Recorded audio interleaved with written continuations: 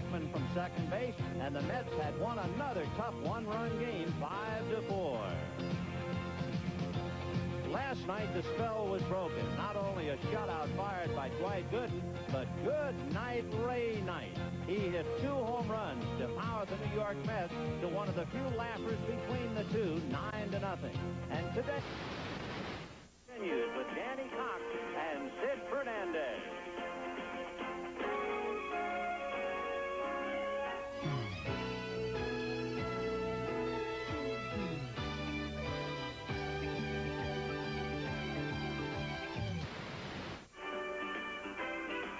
National Broadcasting Company, now in its 6th decade of bringing you baseball's memories.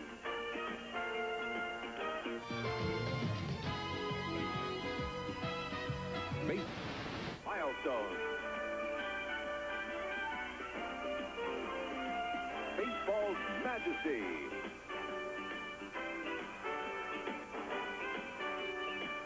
And baseball's magical moments. NBC Sports proudly presents the Major League Baseball Game of the Week. Today, from Busch Memorial Stadium in St. Louis, it's the New York Mets versus the St. Louis Cardinals. The Game of the Week is brought to you by Ford and your local Ford dealer. Have you driven a Ford lately? By Miller Beer. Miller, made the American way since 1855. By Castrol, the motor oil engineered for smaller cars. And by United States Liberty Coins. Keep Liberty in mint condition with United States Liberty Coins.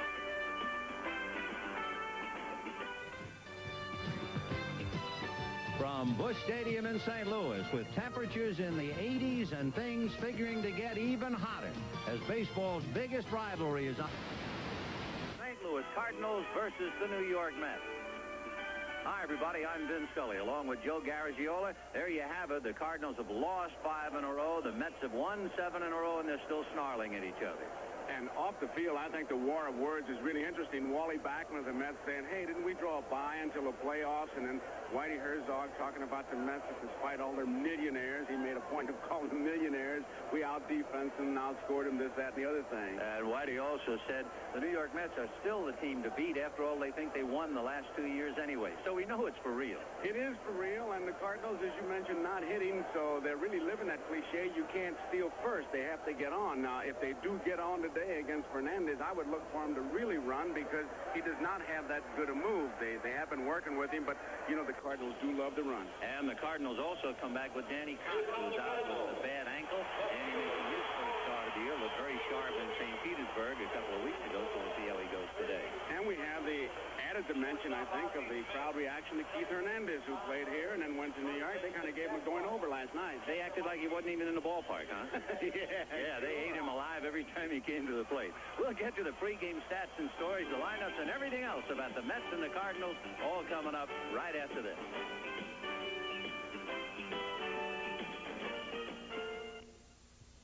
That's Dave Johnson. He's going to give us the lineup today. Dykstra in center, leading off. Bachman hitting second, playing second. Is that a pretty good hit-and-run combination for you? It sure is. I'll run both those guys anytime. Okay. Hernandez at first hitting third, Strawberry in right, followed by Carter. Will you let any of those three hit 3 balls and no strikes? I sure will. Anytime I got a runner in scoring position, they'll be hitting 3-0. And then I follow up Carter with Danny Heap in left, then followed with Ray Knight at third base. What are you feeding him? He's red hot. Well, it's just refreshing for me. He had such a terrible year last year, and he's really been carrying our club this year. Great guy. Following Knight, I got another third baseman who's been pushed out of a job by Ray Knight, Johnson at shortstop, followed by the pitcher Fernandez. Thank you, Davey. Defensively for the Cardinals, and that's quite an outfield. Coleman, McGee, and Landrum. If they keep the ball in the ballpark, Whitey Herzog says if they can't catch it, it can't be caught. Pendleton at third base. What can you say about Ozzie Smith at shortstop? Hers at second base. Clark, and behind the plate, Mike Heath. And he has really been doing a job handling these pitchers. Well, on the mound is Danny Cox, a widely heralded injury suffered in spring training, jumping off a 3-foot seawall with a fishing pole in one hand, landed awkwardly in the sand, and had a chip fracture of his right ankle. He pitched briefly in a rehab game, 7 innings, no runs, and so he's starting today.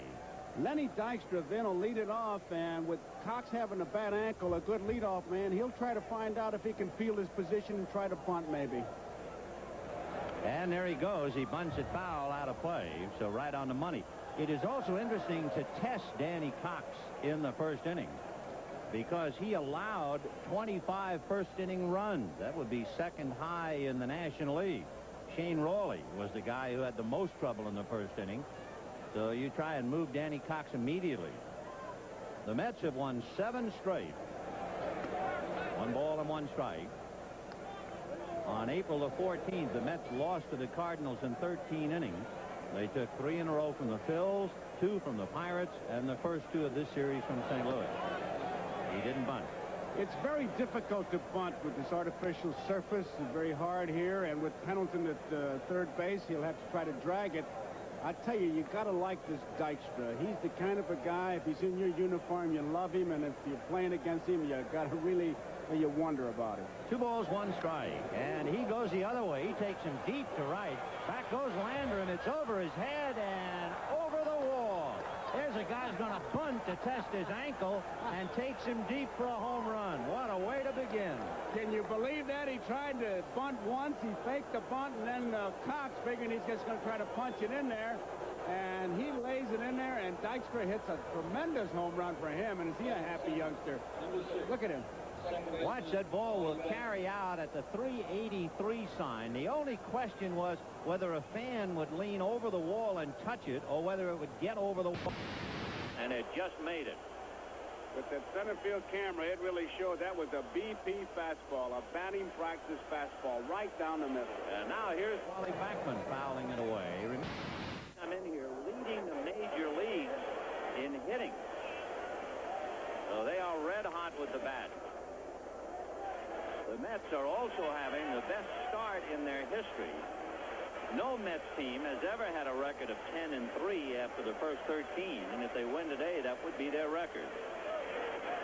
And there's the drag bunt, but he hit it hard and foul. So he'll come back and try it again. Foul ball. Clark can't believe it, but Lee Wire called it foul immediately. From home to first, obviously it's the plate umpire, past first base to first base umpire, and Clark is arguing with the first base umpire, but it was Lee Wire who made the call. You can take another look. Watch Clark. Looks awful close to me. He leaned over and fielded the ball, which was then in the lane. And, of course, Lee Wire had a good shot at it, even though Clark was arguing with the first base umpire, Dutch Renner. 1-2. Backman is one of those fellows who has an incredible difference in batting against right-hand pitching and left-hand pitching. He's a 300 hitter against right-handers, a 100 hitter against left-hander. That's the greatest differential of any hitter in the National League. 200 points. 2-2. 3-2. One of the big strengths of Danny Cox is his control. He just doesn't walk a whole lot of people, and here he is giving up a home run, and now he's 3-2 on Backman, and then he gets to the meat of the order. That's danger. And that's slapped, and a great leaping catch by Terry Pendleton. Pendleton with those thick legs, somewhat bowed, but somehow he was able to get high in the air up to the top rung of the ladder to handle that one. He just timed that perfectly. If he goes up any sooner, he just doesn't get it. You can't get any higher than that. That was a slam dunk jump. And here are the boos now for Keith Hernandez.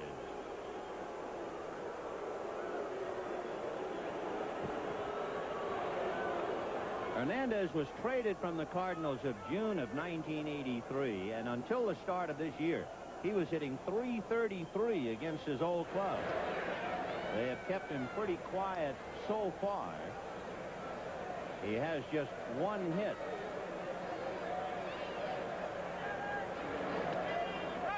And he picked up 1 for 9, so he now is 2 for 14 this year. Not done much against St. Louis. 1-1. Line drive whistled into center. So look at the 3 pitches. A home run to Dykstra, a leaping catch by Pendleton of the ball hit by Backman, and now a single by Hernandez.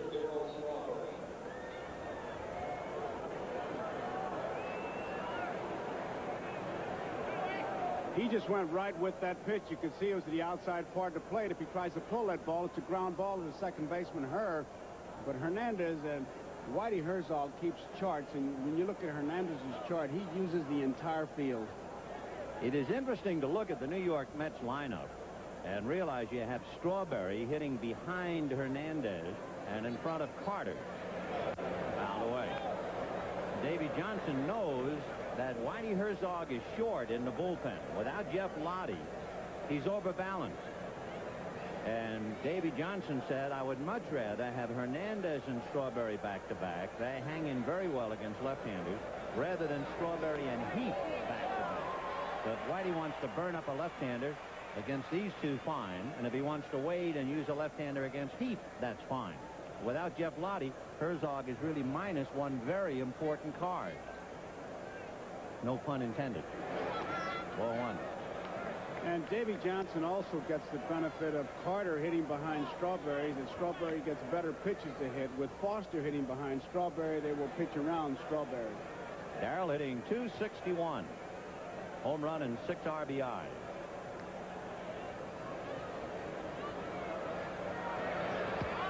Two and two. Talking about contrast with these two teams, Ray Knight has hit 6 home runs for the Mets. The entire Cardinal ball club has hit 5. There's Ray off to a great start of his career. 2 and 2. Off speed, and that's whacked into right field. So the big leaguers are going after Danny Cox. We mentioned that he looked good in St. Petersburg. He pitched in a rehab game against some kids down there. But this is a long way from St. Petersburg. That's a very tough pitch. I have to second guess it. And I see Mike Heath out there. It may be that Cox changed on his own because you got the big hole between first and second with the base runner on, the first baseman holding the runner. You throw that slow curveball to a fellow like Strawberry, he's able to get that bat around and pull it in the hole. There you see the defense, and this is a let-up pitch, and it's to the outside part of the plate, and he's able to pull it in the gap. I'd be willing to bet right now that Cox changed on his own. Well, here's Gary Carter. He had a 10-game hitting streak snapped last night, but he did walk 3 times and scored twice. If the Mets get off to a big jump today, and they have Hernandez and Strawberry out on the line, they would just be picking up from where they left off last night. Remember, they pummeled the Cardinals 9-0. That is not the way these two teams usually play. Anything but. In the last 21 games, there have been 8 extra inning games and 12 decided by 1 run. So last night's game was really a departure of form. Right. Gary Carter. He has 9 RBIs. And look at, he has 2 more out there to pick up if he can in Hernandez and Strawberry. Fastball in the dirt. We talk about the rivalry between these two teams, and it really starts in spring training. And Mike Rourke is going out to talk to Danny Cox. First of all, the Cardinals and the Mets share the same facilities in spring training. And where the Cardinals are covered by the Midwestern press, they resent somewhat the big city media exposure that the New York Mets get, and the very fact of the big city and the big names on the ball club. So that kind of inspires dislike. It's not hard when you see 8-10 sports writers coming in to cover you, and then when you have a fellow like Dwight Gooden, who we're looking at, copy everything he does, on or off the field for that matter. The Mets leading by 2.5 games. That'll cause more dislike than anything. Beaten foul off to the right of the plate. 1-2 to count. We mentioned earlier that Whitey Herzog is short because Lottie is hurt. Remember, Jeff Lottie had 19 saves last year. Rick Owenby is going to be sent to the bullpen if they need a right-hander by Whitey. He has really come up short, and he's going to send a starter down. You know, you talk about 19 saves by Lottie. Everybody talks about the 21 victories of Andahar, and they seem to overlook the 19 saves. That's a lot not to have on your ball club. Whitey going into this season, 19 saves, that'll make you a pretty smart manager. 1-2 the count to Gary Carter. Hernandez at second, Strawberry at first, and the Mets are already out in front on a home run by Len Dykstra, of all people. Interesting. Cox has not been pitching. Heath is working with him probably for at least the first time that I know of, and they're having trouble getting together. Cox has backed him off twice as to the pitch selection. Be interesting to see about Carter, a power hitter who doesn't strike out a lot. Fastball fouled away. He was the only power hitter who was among the top 10 toughest in the league to strike out last year. I mean, you're looking at a fella with 32 home runs. The next most powerful man on the toughest to fan top 10 was Ken Landreau, who had a dozen home runs. That's a remarkable tribute to Gary Carter. Fastball missed, and I guess that's a pretty good indication if you can take that. He really laid off a tough pitch. But I'm thinking about the situation Heath is in, because they can tell you all the information that they have accumulated, the Cardinal coaches, but you have to find out for yourself. 2-2. Change. Hit foul. Straight change, too. See, these are things that what does the pitcher like to do when he's in a jam? Now, for example, here is Carter with base runners at first and second. First inning, Cox has been touched for a home run, and this change is in a terrible spot. It's up over the belt, and that's just danger zone. 2 balls, 2 strikes. Now he goes 3-2. Danny Bradford Cox, who was born in Northampton, England, in a lot of trouble in St. Louis. Your statistic may come into play on this decision right now. Yeah, 3-2, 1 out. You would figure that certainly the runners would be going, even though Danny Heap is waiting on deck. So let's see if Johnson, who uses a computer, and he knows Carter is tough to strike out.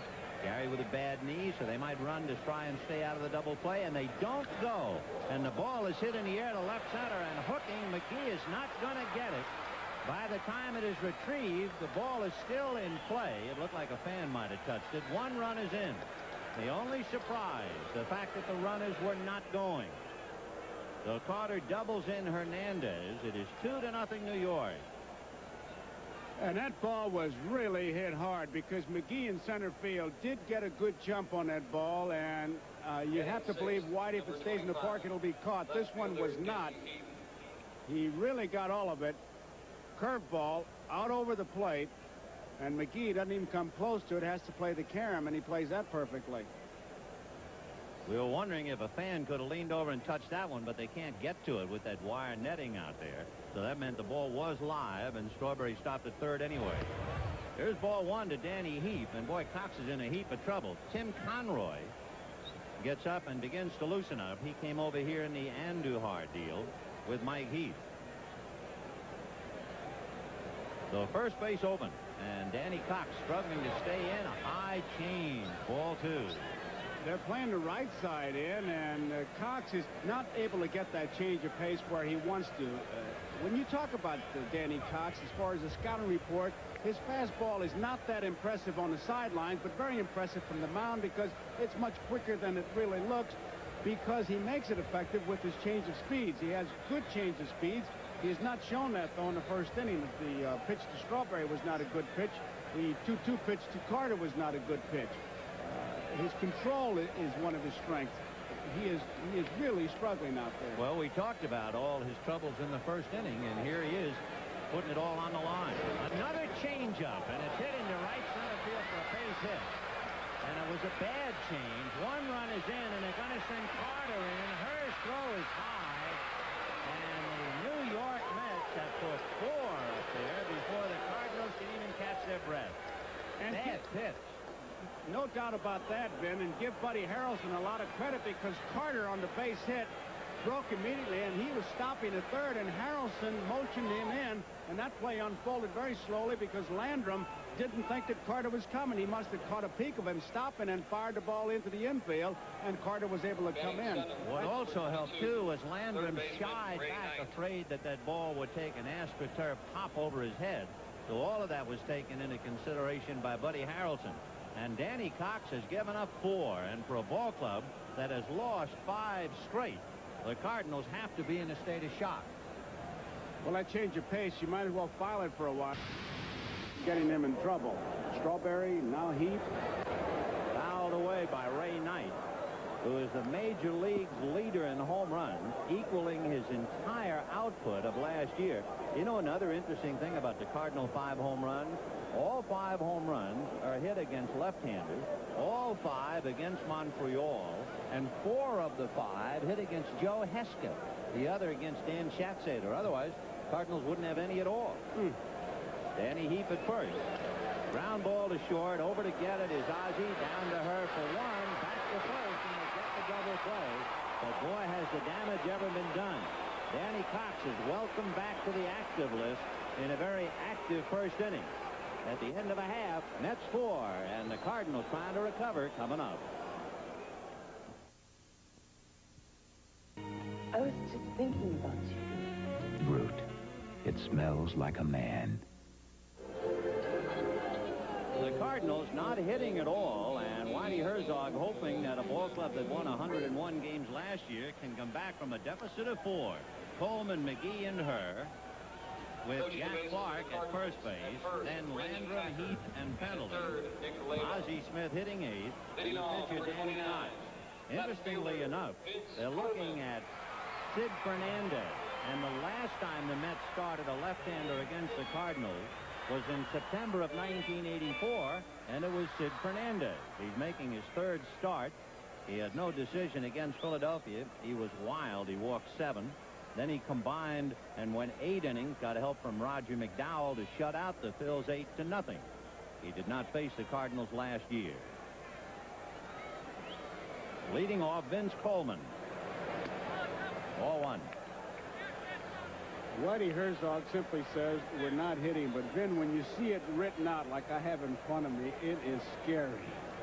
In the 3 previous games this year against the Mets, the 1, 2, 3, 4 combination of Coleman, McGee, Her, and Clark are 9 for 54, 167 with 2 RBIs. 2 RBIs. That's the real shocker. Ball 2. Tommy Her, who had over 100 RBIs, hitting in the number 3 slot again this year, has 1 RBI. And Jack Clark in the cleanup spot has 2 RBIs on 2 home runs. They had only 1 man get past first base last night against Dwight Gooden. So they have just come dead in the water, at least for the moment. However, they are against a young left-hander who's very erratic. And Coleman trying to get aboard and get something started against a pitcher who can be very, very wild. Cardinals haven't lost 6 in a row since April of '84, and they went on to lose 7 in a row that year. And he is opened up by walking Coleman. And, of course, that's going to give Davy Johnson a lot of gray hairs in the maturing process of the big kid from Maui, Hawaii. Here comes Willie McGee, who had a few words to say about the New York Mets. The whole season, it seemed like we were chasing them. Reading the papers, you'd think the Mets had won, not us. Of course, what happened was Danny Cox beat the Mets in game number 159. Beat him 4-3. Otherwise, they were neck and neck going right down to the wire. Coleman at first. This speedy club has just stolen 1 base in the last 5 games. Nobody's been on, according to Whitey. He said the only guy he could run was the groundskeeper. Look at Coleman.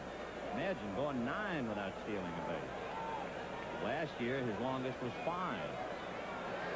This is one thing I would expect the Cardinals will try to do, is test Hernandez's move. Sid being taught all spring by Mel Stottlemyre and some of the better base runners in the Mets organization. There goes Coleman. The pitch is strike, and the throw way off on. So trailing 4-0. The leadoff man steals second base. Well, that book that everybody talks about has been rewritten. We're going to have to come up with it. Carter had a good pitch to hit, but Coleman had such a to throw, rather, Carter did. But Coleman had such a big jump, he forced him to rush it, and you can see the throw was off. I mean, it's a straight steal, no doubt about it, and it's not even close. So despite the score, you can expect the Cardinals to try and rud Sid Fernandez out of the ballpark. Now, there's nothing that takes the air out of the balloon quicker than what's happened here. You put 4 runs up on the scoreboard in the first inning. You feel good. You run out there, and your pitcher walks the guy, throws the ball to the next guy, stolen base. You're battling. 0-1. 1 ball and 1 strike. What the Mets did in spring training, they take a kid with 100 stolen bases in the minor leagues and put him on first and make him explore Fernandez's move. They had Mookie Wilson do it. They have a lot of fellas. And then they would tell Sid Fernandez what they saw, what tipped it off. And he has tried to iron it out, but it's so tough when it's on-the-job training. Little nubber back to Fernandez. That takes care of McGee, and Coleman holding at second. Now, analyze what just happened here, Ben. Coleman walks on 4 pitches, steals the base. Fernandez throws 2 balls and no strikes to McGee, and now he throws him a slow curveball and he swings it. Yeah, McGee with 1 home run, swinging from the heels and hits it back to the box. Boy, that's a shock right there, isn't it? Tommy Herr, over 100 RBIs last year. Look at that lonesome one. Bottom of the first inning, the Mets 4, Cardinals nothing. Now, Coleman stole second, down 4-0. He has a philosophy about stealing third. Right. He says you can get a bigger lead with more time to get back on pickoff. So he stole third base 26 times last year. Now, that doesn't mean he's going to do it down 4-0, but it's a thought. Well, he's got himself a big lead. He's way on the artificial surface. Watch him just, he'll take 2 steps from there. He's being held on by Wally Backman, the second baseman, really. 0-1. And he bluffs. He started to go.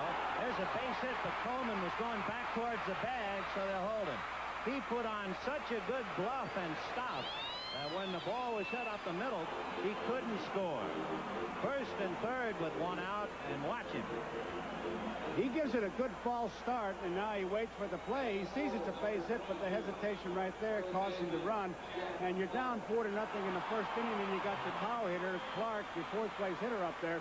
You don't want to run yourself out of a run, so at third base, Nick Labia holds him up, and it was a good play. One thing that's holding up for Tommy Herr, and that is he is a much better hitter with men on base. Last year, 100 points better, and here he is with a base hit right away with a runner at second. So Jack Clark, the big guy coming up. 2 home runs, good for 2 RBIs. A shot smothered at third. Good play by Ray Knight to get a force at second. And what a play by Backman to somehow keep his foot on the bag. And Whitey Herzog will go out and argue with Ed Montague that Backman had come off the bag. Tommy Herr argued on the play, and Knight really makes a sensational play, and the good big leaguer is not satisfied just to catch the ball. He wants to force out, and let's see if we can see. Boy, that's close. I'd have to see it again. He's off the base there, but where was he when he caught the ball? Take another look. Let's take another look at it. Oh, it looked like it was off. I tell you, I really... The bag is kind of in the way in a sense on that shot. Yeah, that first shot looked like he caught the ball off the bag. Well, we do know it's 4-1 Mets. The Cardinals have Jack Clark at first and Tito Landrum at the plate. It is interesting with Herr and Clark struggling to get RBIs. Herr got a base hit with Vince Coleman at second, and Coleman couldn't score. Now Clark gets a shot that might have gone as a double and is turned into a force play, and he gets an RBI. And that's a strike to Landrum. Clark has a slight groin pull and didn't take batting practice or fielding practice, so it might be a problem from him running. 1 ball and 1 strike to count. Tito lifts one to straightaway center. Len Dykstra is there. So the Cardinals get 1. They might have gotten a whole lot, except for the glove of Ray Knight. His bat's been making news, but the glove did it today, and at the end of an inning, 4-1 New York. When you're dealing with higher volumes of information and need answers fast, you search everywhere for solutions, but find it's hard to get on top of things. Foster might have lost a step, but he's still pretty quick.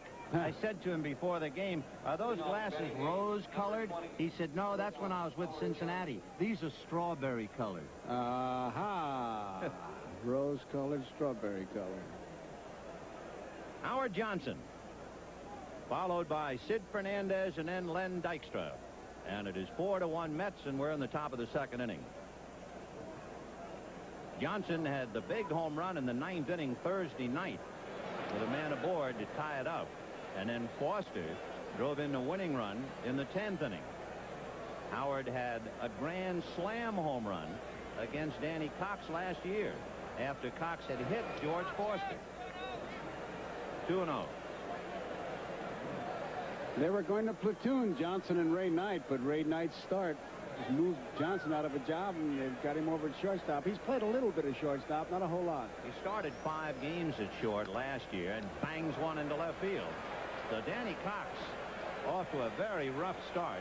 He gave up 4 runs, including 3 singles, a double, and a home run. And remember, Backman also lost a hit on a leaping catch by Terry Pendleton. And now the leadoff man Johnson singles to left. Tim Conroy was throwing back of him, and he's up again. And the batter is Sid Fernandez. Tommy Herr really moving Pendleton in at third base. Get in on top of him. How about those numbers? You see that? He's 3 for 5. The Mets have a pretty good pitching staff. So much so, they're willing to put up some money. The bunt. Mike Heath can't make a play, has to go to first, and Tommy Herr just did recover. He had gone back to back up for Clark and had to handle it. That ball had tremendous spin on it, and Mike Heath had second base written all over, but he couldn't find the handle. Once that ball hit the surface, now watch the backspin on it. I mean, he lays down a good bunt. He kind of pops it up. Now there's backspin on it, and Mike's going to grab it right here, but you see the tricky hop because of the spin, and I mean, he boxes it up. But he's still able to make the play at first base, although Tommy Herr, for some reason, was behind the bag. Why, yeah, I don't know. I think he was trying to back up Jack Clark, who was even closer. So the sacrifice, Howard Johnson at second, and here's Len Dykstra, who said he was going to bunt to test Danny Cox, tried to and fouled it away, and then really tested Cox's patience by hitting it in the seats.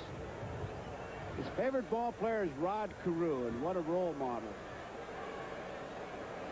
0-1 to count. Howard Johnson at second. 4-1 Mets, second inning. Change, and at least he got it low that time. 1-1. I was talking to Dykstra, and we talked about many things, and he talked about the time that he tried to go into the ballpark to sneak in to see the inside of a locker room, and the security guy grabbed him, and they took him to jail. His mom had to go get him, and Carew called him about it. 2-1 to count. Yeah, you could mistake him anyway. Some young kid who is cutting class. He's 5'10", but he doesn't even look that big. Weighs 160. Out of Santa Ana and Garden Grove in Southern California. 2-1. He'll hit 300 in the big leagues, this guy. He really will if he gets a chance to play. Because he just uses the whole ballpark, great speed, tremendous confidence. Danny Cox is due to bat 4th when the Cardinals hit in the second inning. Roller to the right side to Tommy Herr. He'll go to Clark, and on the plate, Johnson advances to third. So Wally Backman will be coming up. Backman robbed of a hit on a leaping catch by Terry Pendleton. The Mets trying to make it 8 straight. They had 2 9-game winning streaks last year. When Dykstra hit that home run, it also brought to mind the Mets hit a half a dozen home runs in St. Louis last year. The only other club to hit that many, Montreal, so they like it here. However, the Mets and Cardinals met at Shea in 1 game. Extra inning game the Cardinals won, and then they lost 2 more to the weather. So that means in August, the Cardinals and Mets will play a 6-game series at Shea. Fouled away. 2 doubleheaders. Top. That'll be a war. Schedule always plays such a big part. In August, for instance, the Mets will play 10 games in 10 days in 3 cities. Go home and play 6 games in 4 days with the Cardinals, and then make a long trip to the West Coast. Ground ball to the right side. side, plugged up nicely by Tommy Herr to get him. Boy, and he made it look easy. What a nice play. Tommy Herr having to get there, short hop the ball on the dead run like that, then twist the upper torso and get it to first. And at the end of an inning and a half, 4-1 New York. Presenting the Four Tracks 200 SX from Honda. Vinny said to me, I want to ask you a favor, and I thought, boy, he wants me to hit against him. He really wants to wish his sister, Barbara Jones, happy birthday. So he's thinking about you, Barbara. That's what he wanted me to do, and I did it. Well, he's becoming a thinking man's pitcher as Mike Heath takes his stride. I'll tell you something about Dwight Gooden, and for all the baseball men watching the game tonight, when was the last time you saw a power pitcher, and I mean power pitcher, go 9 innings and pitch less than 100 pitches? That's what he did last night. I think we ought to call him Hooks Gooden. He made 96 pitches in shutting out the Cardinals last night. Looking at Gooden and now seeing Mike Heath. Down goes Mike. Mike wore number 16 at Hillsborough High School in Tampa, and he was such a great athlete, they retired his uniform number. And who came along who wanted number 16?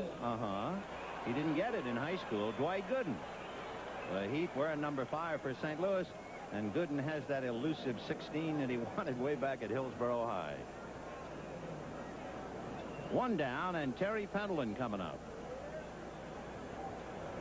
Pendleton made that leaping catch of the ball hit by Backman, or the Mets might have had a ton in the first inning. They're leading 4-1.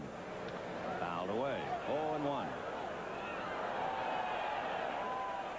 And there's another fellow who figures to drive in some runs. It has just 1. But we shouldn't really look for the Cardinals to hit home runs anyway. They have not been in the top half of the list since 1967. And you know, the last time a Cardinal ball club led the league in home runs, it was 1944. That's a ball hit into center, and it hangs for Dykstra. 2 down. Let's get an update from New York. Go to Marv Albert. Thank you, Vin. And at Yankee Stadium, Bob Shirley replaced the ailing Ed Whitson, who was supposed to start at home for the Yanks today, but Shirley knocked out in the first. Pat Tabler with this 2-run double for Cleveland. Indians lead the Yankees 3-0. They're in the bottom of the first. Back to Vin and Joe. And the batter now is Ozzie Smith, who pulls one deep, but it's hooking foul and out of play. So Ed Whitson has an upset stomach. Shirley starts, and now Lou Piniella has an upset stomach. It's an epidemic. Lack of runs will be contagious. Here he is, the Wizard of Oz, who led the shortstops in fielding for the 4th time in the last 5 years. You know, someday we're going to be able to tape it so we can show the folks how Ozzie Smith warms up taking infield. It is truly remarkable, especially on AstroTurf. He practices charging a high hopper and practices short hopping the ball. He's the only infielder I'll see who will end short hopping it one-handed and then throwing. It's quite a show he puts on. 1-2. Chased a bad ball and pays the price for it. Ozzie had never struck out more than 49 times in a year, but he would if he kept swinging at pitches like that. We'll be back after these messages from your local station. 1 in favor of the Mets in the 3rd inning. Talking about sending along best wishes, Bill Robinson wants to send along his love to his mother, Nellie, who is celebrating her birthday today, and we're delighted to do it. Bud Harrelson over at 3rd, who doesn't know anybody celebrating a birthday today. Yes, he does. He did a great Porky Pig happy birthday to Christopher, John Gonzalez's boy. Okay. We got a little social thing going here, a little Rona Barrett. Keith Hernandez, Darryl Strawberry, and Gary Carter. 4 runs on a half a dozen hits for the Mets. Cardinals 1 run, 1 hit. Change, ball 1. When asked about the 2 top hitters he has seen so far in the National League, Mike Heath said his number 1 would be Keith Hernandez and number 2, Andre Dawson. Of course, he hasn't seen everybody yet. 1-1. Big crowd on hand. He had over 45,000 last night, and temperature in the high 80s. They set a record in St. Louis yesterday, 92 degrees.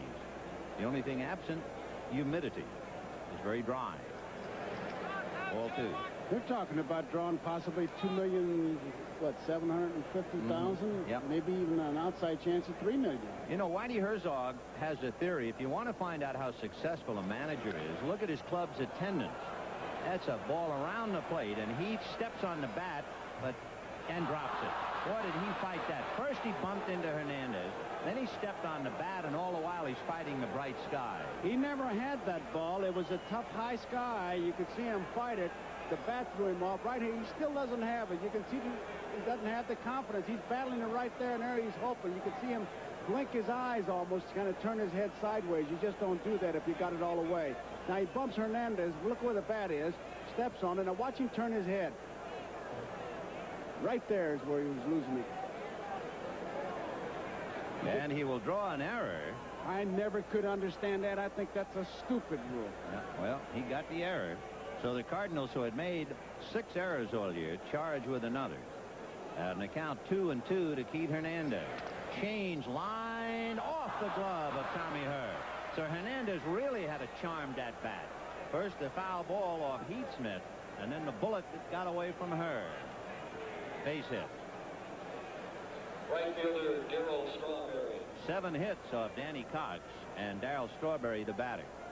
We were talking about Herzog's philosophy about crowds. Whitey went to Kansas City in the middle of '75, and they were on their way to drawing $1.1 million. When he left Kansas City at the end of '79, they had drawn $2.2 million. Then he came to St. Louis. When he came to the Cardinals in 1980, the Cardinals were on their way to drawing $1.4 million. They have drawn over $2 million 4 times, including that 2-6 last year. So Herzog makes a point. It's a tribute to the success of the manager. And boy, he's got the numbers to back it up. 1-1. Ball 2. He gives you that good Cracker Barrel philosophy, too. He says you can't draw at a funeral. Well, I don't know about that. You know, there's a classic Red Skelton line about the late producer Harry Cohn in Hollywood, who died in a huge crowd. And Skelton said, how come the big crowd? Well, he said, give the public what it wants. 2-2 the count, and Danny Cox down 4-1 in the 3rd inning. After Al Capone's vault, I'm ready for anything. Yeah. Oh, that's the greatest shutout and no-hitter I ever heard of. Ball 3.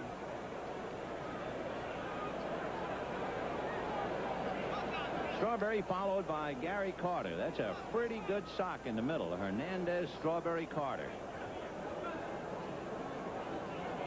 Darryl hitting .277. This is why you can't pitch around him with Carter back there. Hernandez doesn't go, and that's golfed right to Clark, so it's a tag play at second, and Ozzie tagged him. We were waiting for Montague to call it. Once Clark stepped on the bag, that removed the force, and Ozzie had to tag the sliding Hernandez. Clark gave him a good ball to handle. Watch how quickly he gets rid of that ball. One step, and he fires it. And Montague waits to see if the tag is made, because it's kind of an awkward slide by Hernandez, and there you see Montague giving it that kind of undercover call. So Jack Clark starts the double play, 3-6, and with 2 out, the batter is Gary Carter. Remember, Carter doubled home Hernandez in the 1st inning. He might have had 2 RBIs, but the runners were not going. Remember, he hit a 3-2 pitch. Foul ball, 0-1. We mentioned Whitey Herzog keeps his chart. You can see how rank full the defense is. McGee in center field. The pivot man is over in left center. There's a tremendous amount of room, as you can see, in right center field. Look where McGee is over in left center field. That first base hit by Carter was in left center field, and McGee couldn't catch up with.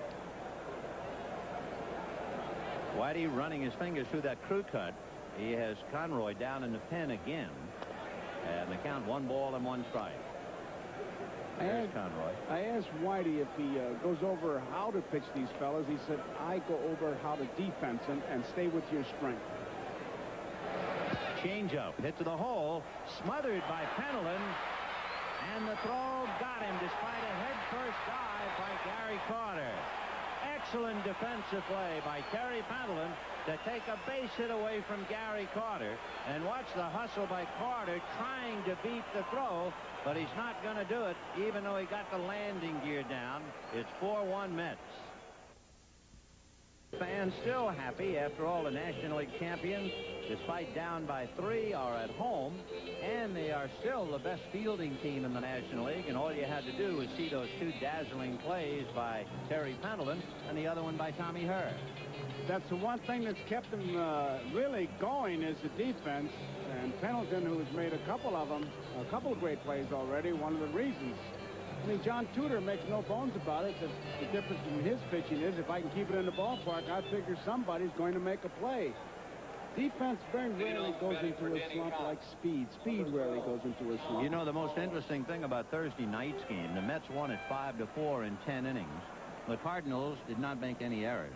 The Mets made 4 errors in that game and still won 5-4, which is a surprise. Tom Lawless will now bat for Danny Cox.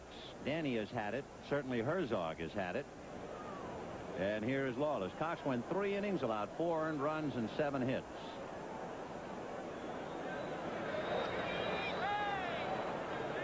Lawless, who was traded by Cincinnati to Montreal and will forever be part of the trivia question. That was the Pete Rose deal. He went from Montreal to Louisville and then was acquired by the Cardinals. Strike, off speed. There's Mike Rourke talking to Danny Cox, a pitching coach trying to console as well as instruct. 0-2 to Lawless. Fastball fouled away. Still 0-2.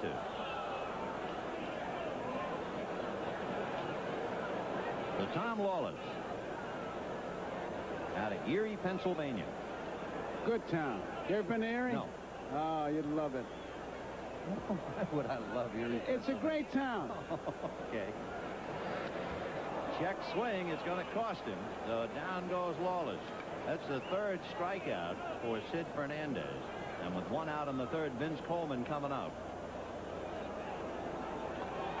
4-1 in favor of the Mets. Sid Fernandez. One thing happened to him recently. The Mets were snowed out of a game with Pittsburgh. And as he said, it's the first time I ever saw snow falling. He could see snow on the mountains in Hawaii, like Mauna Kea, Mauna Loa, but he had never seen it fall. Somebody said, what do you think of it? He said, I don't like it. That's why he lives in Hawaii. Here's Coleman, who walked and scored a run in the 1st inning. Stole 2nd, despite the Cardinals being down 4-0. Right. You don't think somebody talked to Fernandez in the dugout and said, hey, don't think out there. Just throw strikes. You got a 3-run lead. Don't get cute. Well, he's my dark horse candidate anyway. Least known to have a big year in 1986. 1-1. Coleman seriously thinks he could steal 200 bases.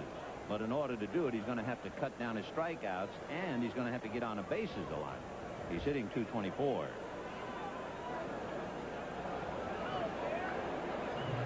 Four to 1 Mets, 3rd inning.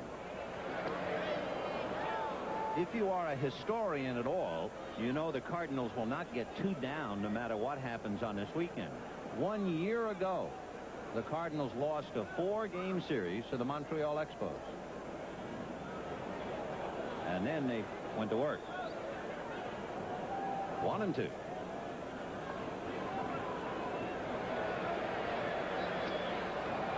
Chased that fastball. It seemed to be just running away. That's 3 consecutive strikeouts.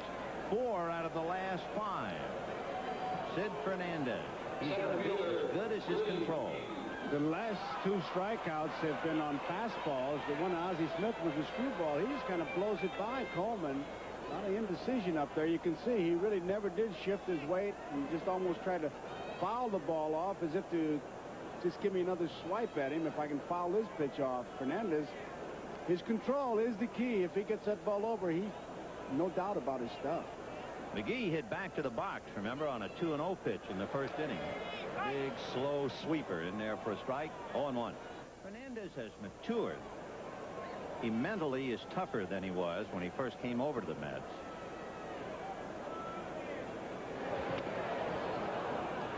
You have two fellas in deals facing each other here that will long be remembered, I think. Sid Fernandez, traded by the Dodgers. They were in desperate shape for a relief pitcher.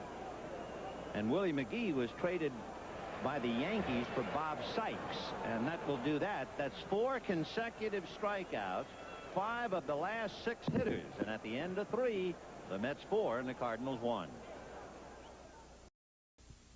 American manager Whitey Herzog lifting Danny Cox for pinch hitter Tom Lawless, and now they bring the left-hander Tim Conroy out of the bullpen. Conroy came here with Mike Heath for Joaquin Andujar. Conroy with a record of 1-0. He's only worked a little more than 3 innings, and an ERA, as you can see, a little higher than 2.5. With Oakland 0-1, he spent the bulk of last year at Tacoma, and he was a strikeout pitcher in the Coast League.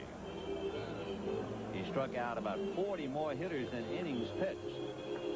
So when they traded away a 20-game winner, they not only got a catcher with a great arm, they feel they have a fine young pitcher, because Conroy is only 26. Danny Heath, Ray Knight, then Howard Johnson and Sid Fernandez. 4-1 in favor of the Mets, top of the 4th inning.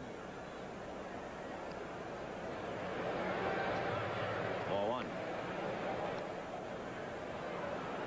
It is interesting, the Mets leading the Cardinals by 2.5. They would increase that to 3.5 should they win today. Last year, it got so tough between July and late September. Davy Johnson's club and Whitey Herzog's boys were never separated by more than 3 games. 2-0. 0-3. Conroy, who was over in the minor leagues and in the American League, did not have an at-bat since high school, and found himself at the plate with the bases loaded in the 17th inning in Montreal. And Floyd Yeomans went 3-2 and walked in to force over the winning run. They gave him the take sign, 3-2. I figured. They did. Yeah.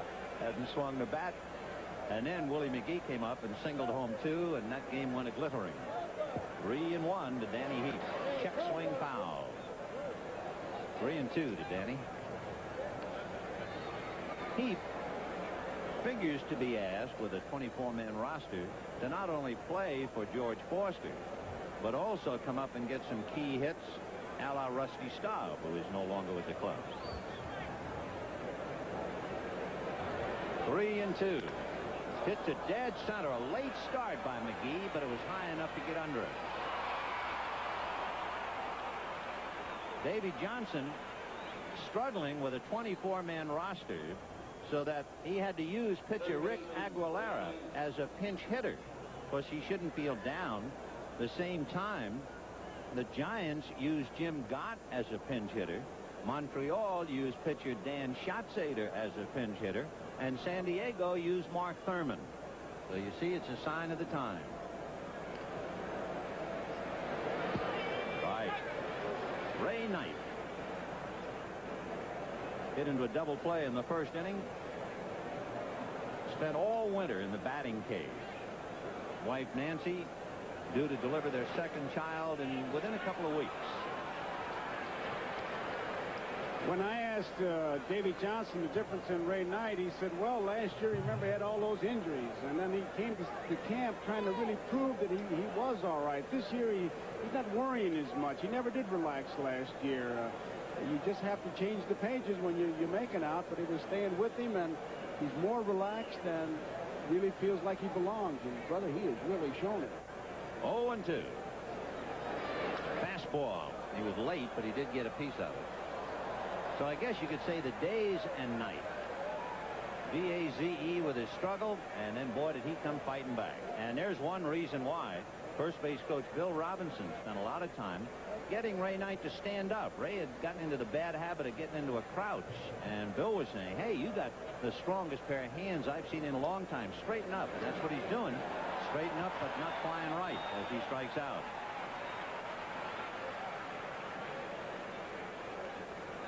So here comes Howard Johnson. Singled in the second inning. Howard was quoted as saying, "Bad blood? Yeah, I think there's some bad blood. I know I rooted for Kansas City in the series." In the opening game at Shea with the Cardinals, it was Howard Johnson's error that helped to give the Cardinals the win, but he certainly atoned for it with a 2-run home run in the 9th inning Thursday night. The feeling is last year, you know how George Foster gets in and out of the box, and right. It goes through a long ritual, and it really ticks off the pitcher. 1-1. And they said last year, the Mets felt anyway, that Danny Cox was angry over Foster taking all this time, so he hit him. It loaded the bases, and then Johnson came up and hit it out for a grand slam. Fastball popped around the plate. Mike Heath coming back. He's got this one. Sure has. So they're gone in order. That's the first time the Mets have been retired in order. And at the end of 3.5, 4-1 New York. As we look at Mike Heath going underneath on that last foul ball, is almost like a different guy. Now he's got it all away. Many times on a foul ball, when you look up on a high sky, you see those little dark spots. You can see he shaded his eyes. His head never did move, and he had the beat on it all the way. On the other foul ball that he missed, I'm sure that when he looked up, those little dark spots that you pick up on a high sky kind of threw him off a little bit because he was never certain of that ball. You know, he's not bad when you realize, too, on those balls hit up in that sky. He played 35 games in the outfield for Oakland last year. So the Cardinals have a versatile catcher. But now look at Fernandez. He's got a ways to go, but those names, of course, both former Mets. Tom Seaver and Nolan Ryan, a couple of franchise pitchers. Well, he's got 4 straight. He would have had 5, but Terry Pendleton went out to center. Right. Tommy Hurd, Jack Clark, and Tito Landrum, so he's wading in deep water now.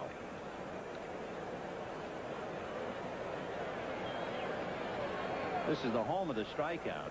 When Steve Carlton was with St. Louis, he struck out 19 Mets here at Busch Stadium in 1969. 1-1. A pretty good pitch. That commanded some respect. Her kind of backing out saying, well, now where did that come from? That's the kind of pitch that makes you think a little bit, and anytime a fella's thinking in the batter's box, he's hurting. Little pop fly. That'll break the string. Let's see if Dykstra can catch it. He does. 1 away.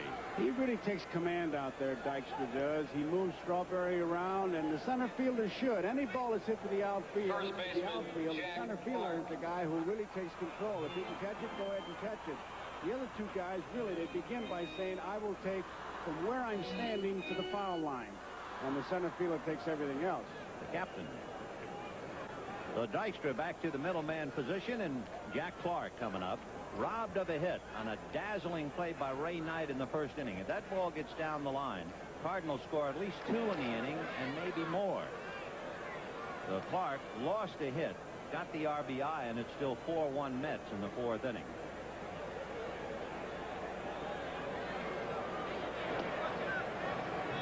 We all know what a good fastball hitter he is. And I asked Tom Niedenfuhr about that. But I said to Davey Johnson, if you have to throw Clark a fastball, where will you throw it? He said, it doesn't make any difference. You can shoot a fastball, he'll hit it. And I said, but where? He said, it has to be away and hope you don't get hurt too badly. 2 balls and no strikes. Foul back. Interesting, too, about Jack Clark. He led all National Leaguers hitting on grass. And how do you do, sir? Imagine Jack Clark hit .392 on grass and only in the 230s on artificial surface. That's a shock. 2-1. Off speed, just flip that thing in there. He's got a unique stance in that it's a closed stance, and that back foot, when he starts, points towards the catcher, but at the last minute, he'll shift it. Now look where it's pointed. Watch when the pitch comes what happens. Like he puts his body in gear. Yeah. Well, Dwight Gooden has been quoted as saying, yeah, there it is, the best 2-strike hitter in baseball. See, if you're in a slump, that's distracting. But if you're a good hitter, it's a timing mechanism again. Style. Another one of those. 3-2 to Jack. and got him with that fastball up and away. And Clark was giving. I think he was expecting something inside. That's a half a dozen strikeouts Right for Sid fielder, Fernandez. Watch that foot again. There it goes. Now he kind of reached for this ball. He doesn't take that good Jack Clark swing. I mean, that was Sunday afternoon at the park kind of swing. Foul it off and give me another chance after. So 6 out of the 8 hitters have gone the way of Jack Clark, striking out. And here's Tito Landrum to face Fernandez. Balloon, ball 1. 1-0. Landrum is accustomed to being with winners. He's been on 3 championship clubs. Now back. He was with the 82 Cardinals, the 83 Orioles, and of course the 85 Cardinals.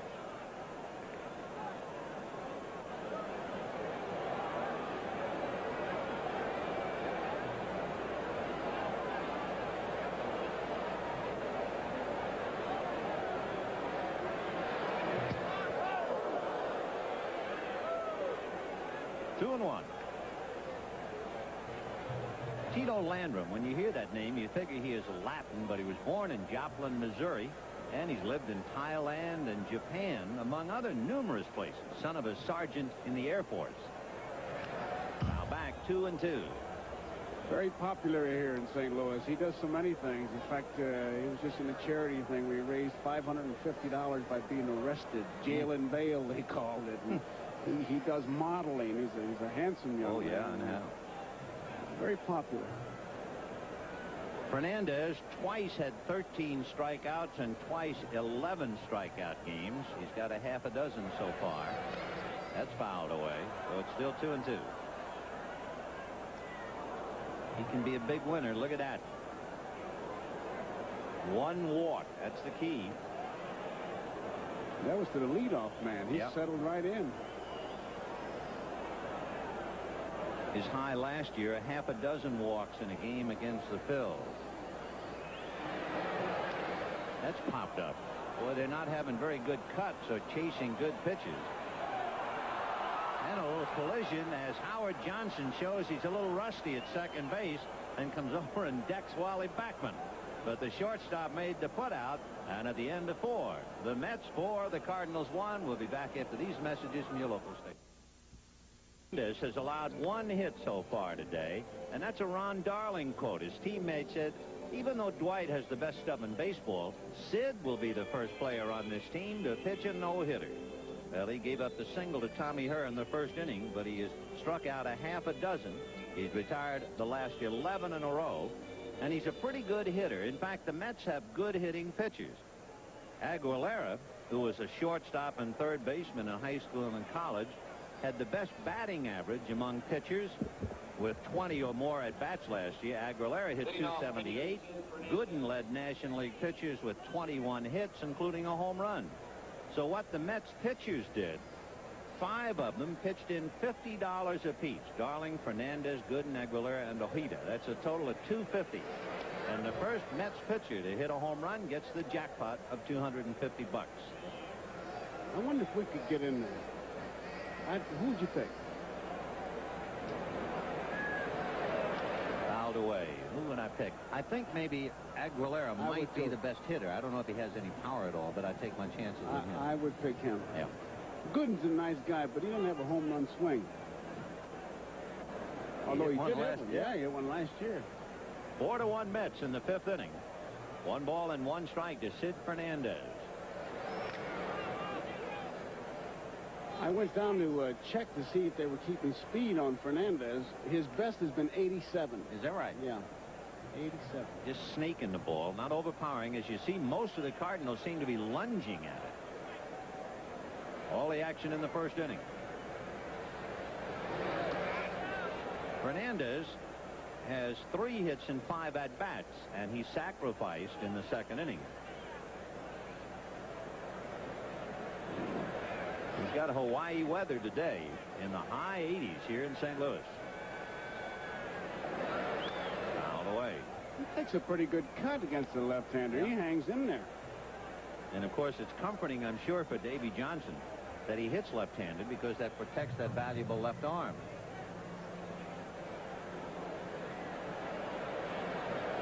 2-2. Fastball, and he just missed.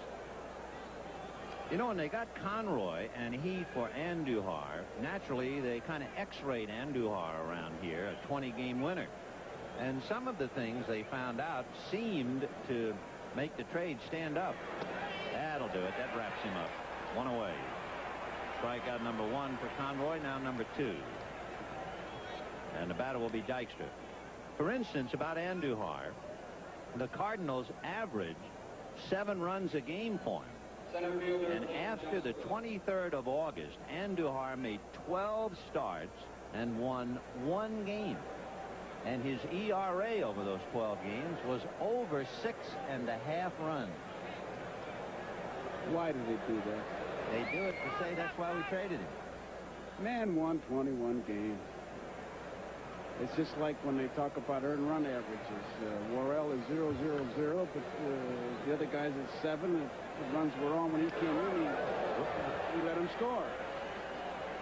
Dykstra, who first tried to bunt on Danny Cox, then hit a home run, goes down here in the 5th. 4-1 Mets.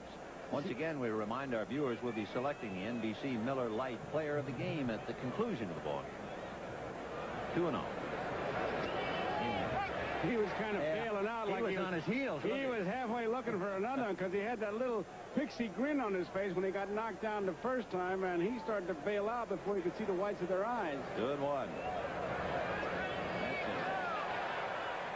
That's it. So 2-2, the count to Len Dykstra. Tim Conroy, 25 years old, became 26 early in April. And the Cardinals are counting on him to be the sleeper in the deal. He looks good. 2-2. Fly ball into right center field. Late start by Landrum, but McGee has a beat on it all the way. So Willie goes into left center. 2 down.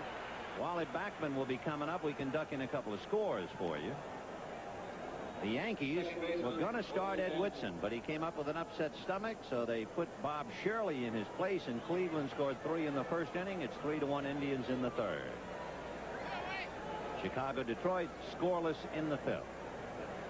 Do things get magnified a little bit, though, in New York, when you stop to think about it? I mean, the start by Whitson at home was a big story. Wally Backman, a fly ball to left. Coleman started to go back. Now he has it. It's tough, of course, looking into the shirt sleeve crowd to get a good jump on the ball. The Mets are gone in order, and at the end of 4.5, 4-1 New York. Mike Heath, Terry Pendleton, and Ozzie Smith in that order. Come to think of it, Bob Goldby lives just across the river in Belleville, Illinois. And boy, what a tragedy when he won the Masters that all the publicity went to the wrong scorecard signed by DiVincenzo, because Goldby had a great round, a great tournament to win it, and it was lost in the confusion. 1-1 to count to Mike Heath, who is struggling a bit. He is 0 for 15. Of course, I tell you what put him in a slump, that 17-inning game in Montreal. He was 0 for 8 in that game. I asked Whitey about Heath coming over, and he used the baseball line. He said, well, I'll tell you what, I hope he's got an electric razor, because if he's using blades, it's dangerous. Whitey. He's been around long enough to keep his sense of humor. 1-2 to Heath. He pops it up. There have been a lot of pop-ups, and Wally Backman is there. You know, this also vindicates the judgment of Davy Johnson. We were talking to Davy before the game. He was saying, isn't it kind of a gamble to play Howard Johnson at shortstop? He said, I played him 5 times last year as a starter. I worked him out all spring playing shortstop, etc., etc. And then he said, besides, I don't have a ground ball pitcher. Sid Fernandez with that rising fastball, and if they hit it, most of them have been in the air. The balls that have been hit on the ground, McGee hit back to the box, and Clark hit that shot to third. Otherwise, everything else, either a strikeout or a ball hit in the air. And talking about shortstops, you can almost put it under the category you heard it here first. Davy Johnson is thinking about using Kevin Mitchell at shortstop. I heard he was going to be the new third baseman. That's until Ray Knight was suddenly discovered. But at shortstop, because he's a big guy. Yeah. You know what Davy says? He says he has quick feet. cooling off. Kevin Mitchell, a glimpse of tomorrow, I guess, for the New York Mets. And it's closer and closer each day. When you can hit, they find places for you, don't they? Oh, do they ever. 2-0 to Terry Pendleton. And that's lifted in the air to right. Strawberry will come back up for it. So the pattern continues. That little rising fastball. And the Cardinals keep popping it up.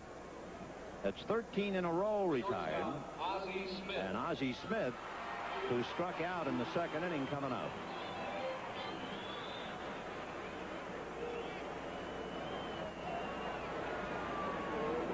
Ozzie 0 for 1. He chased a bad ball in the second inning. Of course, that's more of a tribute to Fernandez because Ozzie is anything but a strikeout hitter. Struck out only 27 times all last year. Ball one. One thing I wonder about Ozzie Smith and Tommy Herr, whether Whitey Herzog is going to play them as much as they did last year. You know, they made 158 starts. That's a lot of baseball. Hook down in the corner. Foul ball. I was asking Ozzie about his arm because you read so much. He had a torn rotator cuff, and you read that he was favoring it. He was taking 2 steps before he threw it. And I said, what are you saying publicly? He said, I'm saying the truth. I said, well, what is it? He said, my arm is fine. He said, I have stiffness when it's cold, but it's 100%. I said, what did you do? He said, by a stretching program, it worked out fine, and I am 100%. How about this? In 1976, the Detroit Tigers drafted a man in the 2nd round and a man in the 7th round. The man they drafted in the 2nd round was Alan Trammell. The man they drafted in the 7th round was Ozzie Smith. And they both had sore arms at just about the same time. Imagine if they'd signed them both. Ozzie didn't sign. And, of course, he was eventually drafted by the Padres the following year and came to the big leagues. He was 2 for 3 against Gooden last night. He could be playing in Detroit today. 3-1. Well, he's finally arrived, though. When he signed that big contract, he became extra special because there was a lead story in the gossip column that the neighbors are upset at the fence he's trying to build. When they start getting upset at your fences, you've arrived. 3-1, and there's ball 4. A 2-out walk to Smith. And that will bring up Conroy, who, as we mentioned, had 1 at-bat since high school, and that was in the 17-inning game against Montreal. He came up against Floyd Yeomans with the bases loaded. The count went to 3-2. The Cardinals told him to take. They might as well take the bat out. And wouldn't you know, Yeomans walked him to force over the winning run.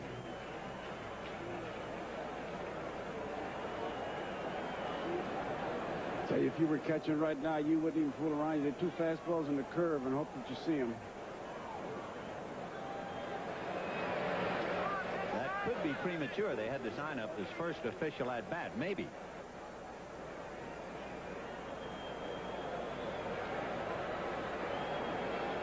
One ball and no strikes. And Ozzie's going. And they're shocked to let him go. Gary Carter, who might have been surprised when Coleman scored trailing 4-0, couldn't believe Ozzie was going to go with a pitcher up there, and 2 out in the 5th. He took for granted he was going to stay there, and I don't blame him. I think I would have done the same thing. Slow roller. Conroy almost fell down in his follow-through, and now he has an official at-bat. He is 0 for 1. He has a lot of company. The end of 5, 4-1 Mets. Here's another edition of Baseball Remembered. In 1969, he posted great numbers. He threw a lot of ground balls. Of course, I tell you, when you come to St. Louis and you start talking about numbers, you know, I was talking about Dwight Gooden, and he pitched 9 innings, 96 pitches. Okay. Bob Gibson. I said to Gibby today, Bob, what's the greatest number of pitches you ever made in a game? He said, I pitched a 13-inning game. He said, I don't know the exact number, but it was over 200. Can you believe over 200? He never looked at the bullpen either. It's not in his vocabulary. Here's Keith Hernandez looking for his 3rd hit. 2 for 2. Ball 1. The number 1 hitter in the league on artificial surface, trying to pick up where he left off last year. Hitting .288. Single to center, and then lined one off Herr's glove after his foul ball got off the glove of Mike Heath and gave him the extra swing. Just something to look for. You remember last year, his dad watching the game set from the center field shot. He couldn't see a piece of the number, so he knew he wasn't standing right. You can see it today. There it is. 1-1. Ball 2. Tim Conroy, in his young National League career, facing one of the better hitters the league has to offer, Keith Hernandez. He really spreads the defense, too. They are playing him pretty much straight away. Maybe in left field, they shade him towards the line. And he drives it to center, but McGee is there. Now the Mets are starting to go out in order. Hernandez had the line drive single leading off the third. That's 9 in a row retired since the base hit. And Darryl Strawberry facing Conroy.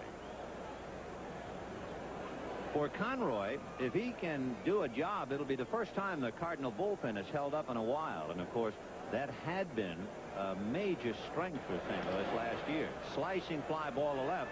Coleman on the run. 2 down. Last Saturday, as we see the White Sox leading Detroit 2-1, back-to-back home runs by Harold Baines and Ron Kittle for Chicago. Last Saturday in that extra inning game in Montreal, left-hander Ken Daly had 2 leads get away in consecutive innings. Thursday, in the bottom of the 9th, after Clint Hurdle had a pinch hit triple to drive in the tying runs, the Cardinal bullpen let it get away. And then this past Thursday night against the Mets, the other night, a 2-run home run in the 9th inning and the winning run in the 10th. The bullpen couldn't hold that. And it all points up the fact that Herzog can't deal Lottie, then a left-hander, then Worrell. And until we hear about Jeff Lottie, the disposition of Lottie, why, the Cardinals are going to hurt. And if he can't pitch for a while, they might have to bring back the boy they just sent out, Kurt Kepchak. Maybe. 1-1. Gary Carter. The Mets were saying they only want him catching about 125 games this year. That could be, but he's already played left field. They need him in that lineup someplace. 2-1.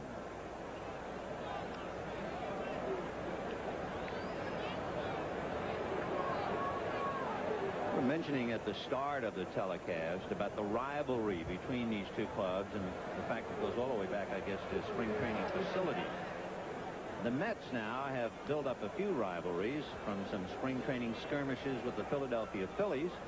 2 years ago, they got into quite a knockdown battle with the Cubs, as you look at Danny Heath. Last year, you might remember Bill Gullickson and the Mets. Remember that? Slow roller, it will be Pendleton in front of Ozzie to get him. Gullickson threw at Carter, and Gooden threw at Gullickson. So they're building up. And at the end of 5 1/2, it's still 4-1 Mets. Translate that last name, Shane, meaning beautiful, and Dienst as part of a servant or work. So a beautiful workman. Wouldn't that sum up Red Shane Dienst with the Cardinals? Oh, that would say it all about him. What do you think about if in word association, if I say Red Shane Dienst, anything come to mind immediately? A picture? What? Relaxation.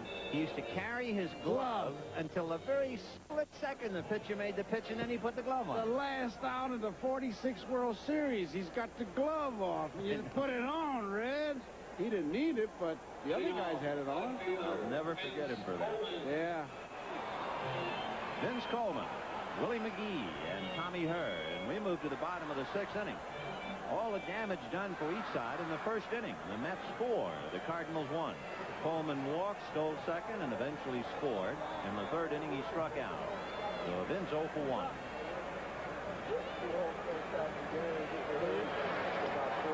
Ball 1. Ray Knight really charges hard from third base. He's in close. You see he's in front of that line, and he takes about 3 quick steps in, trying to take the bunt away from Coleman.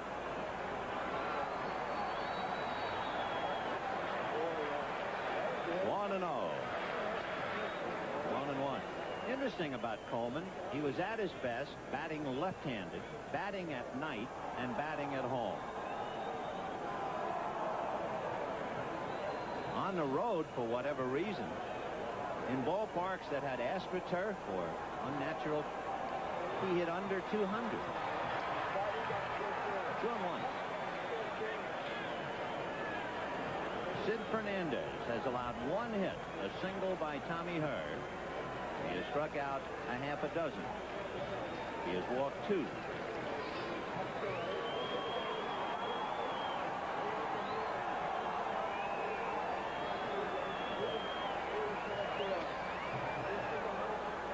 You notice all the Cardinal swings, when they miss, they stagger. The ball is always away. It must really be running and sailing on them. The scout will put in his book, good movement on his fastball. The kids in the ballpark trying to start a wave, trying to shake up the Cardinal bats. 2-2. 3-2. One thing for Coleman, almost half of his hits have been for extra bases, so that's cut down his opportunities as well to steal bases.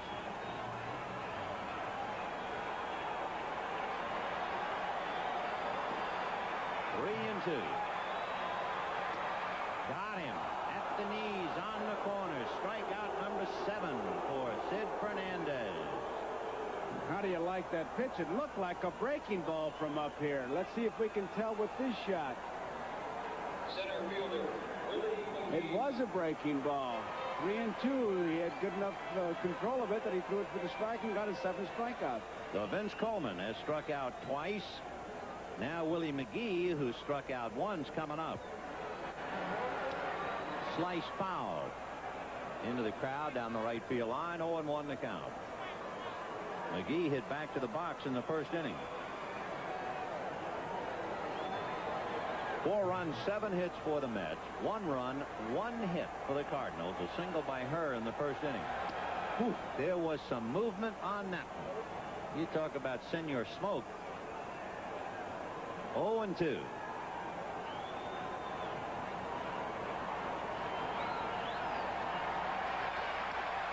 I'll tell you what, Los Angeles will bemoan the fact they have traded him for the next 10 years in the National League. He just got 2 strikes on McGee and then climbed the ladder with that when it was definitely out of the strike zone, and McGee chased it, and he has 8 strikeouts. Ocho, and you can see how quiet that Cardinal bench is.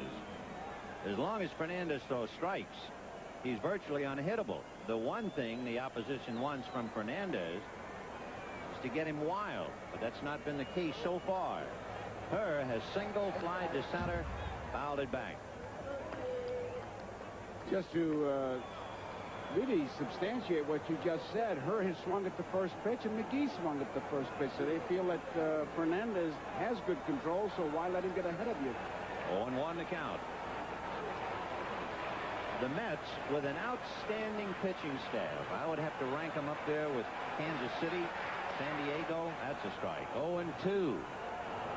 I mean, you look at the depth that they have. It's remarkable. Well, and they got that slump preventer, Gooden. You know that you're not going to go into a long slump with him, and almost have a built-in 2-game winning streak with him on the staff. No balls and 2 strikes. Ball 1. We have Gooden, Darling, Aguilera. You have this kid, Sid Fernandez, Bobby Ojeda. You go down in the bullpen. They have Roger McDowell and Jesse Orozco. I mean, they are loaded. Tell me how many ball clubs have depth like that. Oh, Kansas City is great. 2-2. As Earl Weaver said, they got deep depth. Yeah. Not only all of that, but youth. 2-2 the count to Tommy Hurd. Base is empty. The bottom of the 6th inning. Mets 4, Cardinals 1.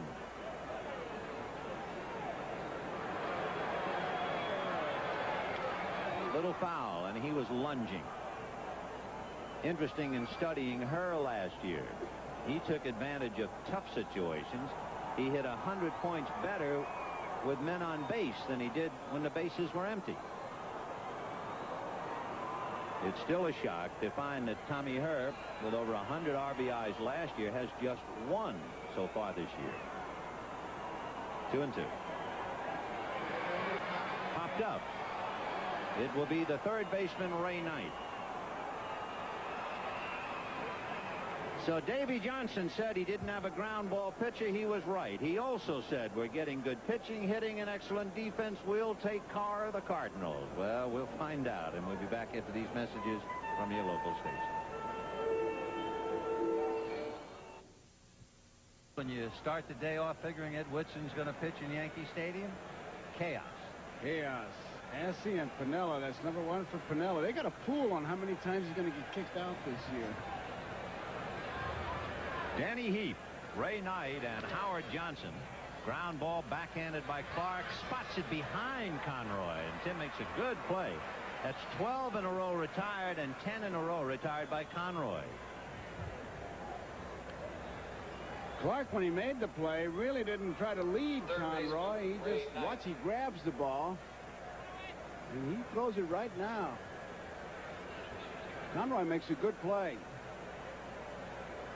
Funny, they practice that play day after day after day in spring training. Come to game, it's like first time it ever happened. So 12 in a row retired since the single by Hernandez. Boy, was Knight out in front of that off-speed pitch. You talk about a pool hall shot. That brought back shades of Willie Hoppy. So Conroy really fooling Knight. 2 down. And only 2 pitches. You put rosin on the end of your bat to hit it that way. And that'll bring up Howard Johnson. Shortstop, Howard Johnson. Ray, after a big night last night, has hit into a double play, struck out, and cued one back to Conroy. Which is the life of the ball player, right? The ups and the downs. You better have more ups than downs. Terry Leach is throwing in the Mets bullpen, perhaps just to get in a little work. Hojo is singled and fouled out, 1 for 2.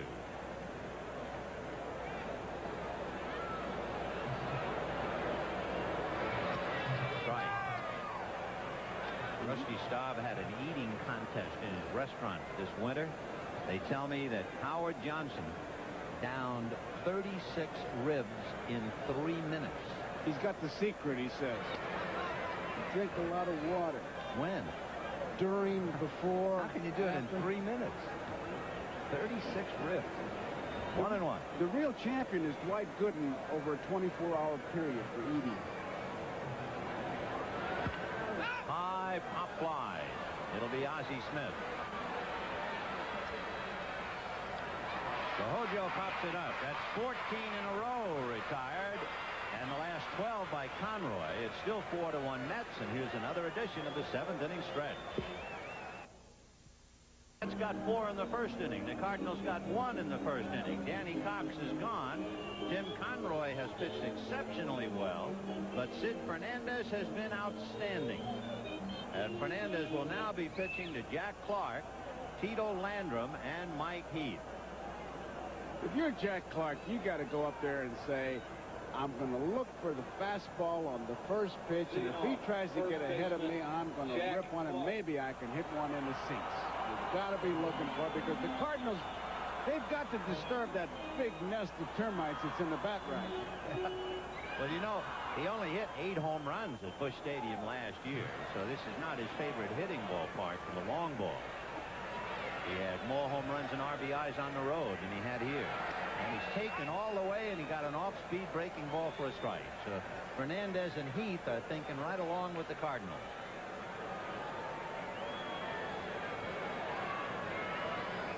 Oh, and 1.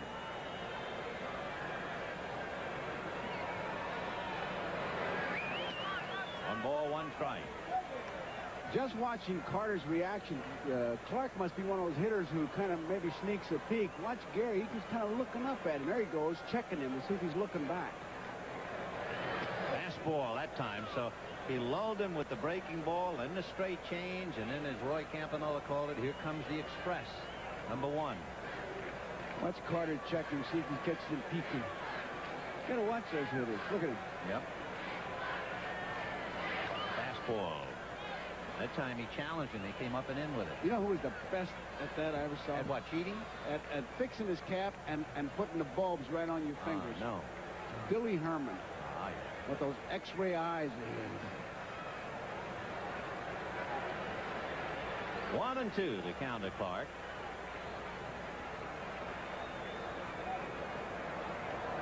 Off speed. Got him. Oh, boy, is that dirty.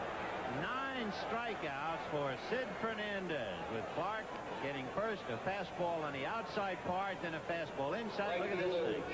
He starts twice after that. I mean, it was almost like he wanted to turn in his dance ticket. It's a wonder his shoestrings didn't break, Ben. You talk about double clutch. Woo. Clark bites the dust for the second time. 9 Ks for Sid Fernandez. And here's Tito Landrum. Slide to center and popped up. Good fastball. Ooh. Interesting now. Clark went up there looking fastball and got a slow curve for a strike. Now Landrum walks up and he's zapped on the first pitch. And not because I am partial to catchers, but give Gary Carter a lot of credit for that. He's the one who suggested it, and he's the one who's setting the pace. He's setting the flow. He's not just putting fingers down there. I'm sure there'd be no disagreement. Fernandez is that kind of a gentle soul who will follow the veteran catcher's direction. And Gary is just working Fernandez much like a symphony conductor. A little slow, a little faster, slower, just in and out, up and down. Put a little on, take a little off, and put the bat in the bat rack. Yeah, it's nice to be the leader, but you got to have the musician out there to follow. True. And Fernandez is really following it. A little fly ball. Landrum's hips were almost in the Mets dugout. It's another case of a hitter giving and then kind of lunging and hitting a fly ball the other way. We've seen a lot of this today. And remember, it's a left-handed pitcher against a right-hand batter where you think he would drive the ball, but there goes the middle section of that body out of there, so to speak. I was kind of groping for a word there. Well, remember that Broadway show, Fanny? Yeah. Well, you could hum a few bars. That's right. Yeah, Fanny wasn't there. Here's Mike Keith, who struck out and popped up 0 for 2. And he pops it up. Boy, was Davy Johnson right when he said, I don't have a ground ball pitcher today. See you later in the 7th. And at the end of 7 brilliant innings for Sid Fernandez, the Mets 4 and the Cardinals 1 with 1 hit. Gary Carter, with temperatures in the high 80s, it could be even hotter than that for all we know. It was 92 here yesterday, and it's going to be somewhere up around that figure again today. Summer has arrived in the Mound City, as Gary Carter would be the first to attest. Sid Fernandez, Len Dykstra, and Wally Backman fouled away. Fernandez sacrificed and struck out. Sid is 0 for 1.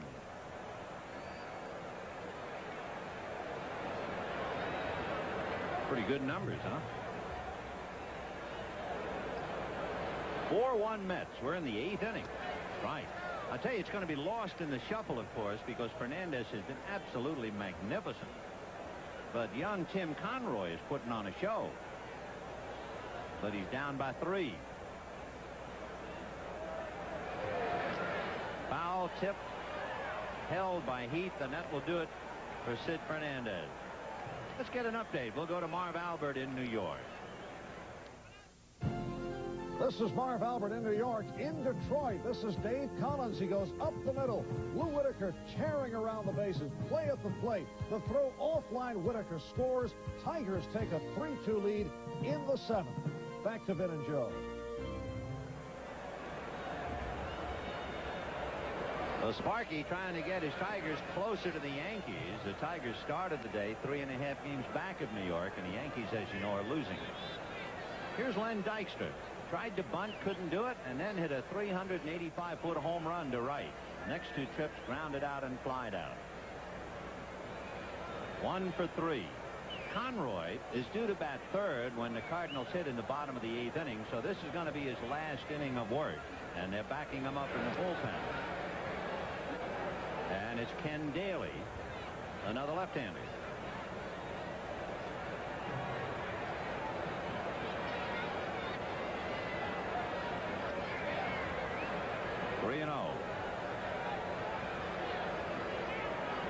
One thing in this heat, you immediately wonder, can Fernandez go the difference and go 9. He had 3 complete games out of 26 starts last year. That's all. Only 3. One was in Montreal, one was in Philadelphia, and the other one in San Diego. So he's pitching in the heat of St. Louis. He's not made a lot of pitches, though, Vin. He has a good chance of getting a complete game. I mean, it's been a fairly one-base hit. I mean, pretty obvious he hasn't made a lot of pitches. Right. He has 2 previous starts. One he went out early, the other he went 8 innings. The reason we bring that up, the Mets, they have Randy Neiman loosening up down in the bullpen. So a 1-out pass to Dykstra. That breaks a string of 15 consecutive outs. And Dykstra goes hit-and-run foul ball by Backman down to Buddy Harrelson. Remember, during the lineup, that's what Davy Johnson talked about. He said he's got a hit-and-run combination with Dykstra and Backman, and he'll run them. Backman, a good average man, and Dykstra is 4 for 4 in stolen bases.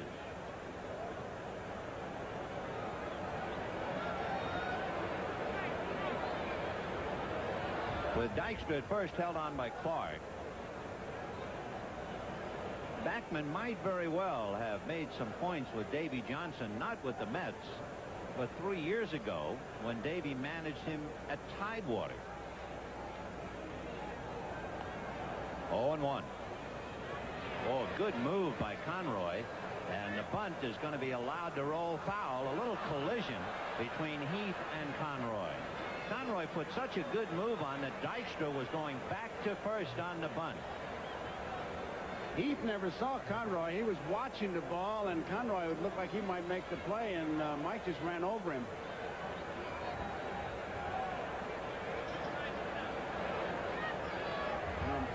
Heath is not even looking at Conroy, and it's a pretty good-sized collision. Well, Conroy, who figures to be pitching his last inning, doesn't want to end that way. I was watching Dykstra's lead, Vin, and he did not get even his front foot on the artificial surface, and even with that, Conroy broke him back. Yeah, he really put a good kick on him. 0-2 the count. It's not a big lead. Left-handers had better have that good kick, and of course, I guess as good in the league for years and years, Steve Carlton. Oh, yeah. That right leg had come out, and you're never quite sure where he was going with it. It was like a snake. It would hypnotize you, freeze you. He's got a bigger lead this time. See that front foot on the artificial surface. Got him. Whoa! He had him leaning. Just the reason we didn't get him was he straddled the rubber, and that way he couldn't stride towards first, and he didn't have enough on the throw. He would have gotten him had he been able to step towards first. There he goes. Pass ball is a strike. The throw as Herr falls down, and the base is stolen, and time is called. So Backman strikes out, and Dykstra is now 5 for 5 in stolen bases. Heath made a good throw as he puts it right over the bag. Herr slips. You know, one thing Heath is going to find out, and he knows by now, of course, the National League runs more. One thing Herr almost did was block the base. The National League averages more than a stolen base per game, and the American League averages less than a stolen base per game. One thing for Mike Heath, if you got to come over to the National League, at least he doesn't have to look at the Cardinals. The Cardinals last year, you remember, stole 314 bases. So here's Hernandez trying to pick up Dykstra. 1-0. Mets 4, Cardinals 1, top of the 8th. There's a shocker. Trying to pick up Dykstra. And he's bird dogged by Ozzie, who's directly behind him. 2-0. When Dykstra takes that lead off second base, you can see he's behind the cutout part at second base, and then as he takes his steps, he doesn't come in towards the pitcher a la Los Angeles Dodgers. He kind of goes out so he can make a sharper turn at third base on the base hit. Watch him kind of back up towards the outfield as he takes his lead. 2-0. Most good base runners do not like to run from a stationary position. They like to be in motion. Now, it's dangerous for a runner at second to be in motion at all towards third, to be picked off. So a lot of them are taught, okay, go back and either run towards the infield or backtrack, but you're in motion when the time comes to run. And that's what they're doing here. Right. 3-1. Take another look. Watch now. He'll go towards the outfield to cut that angle at third base. And Wills would teach Dodger runners to go towards the infield. But the whole theory is to be on the move when you are asked to run. 3-1. So that's ball 4 to Keith Hernandez. So Conroy, no doubt tiring.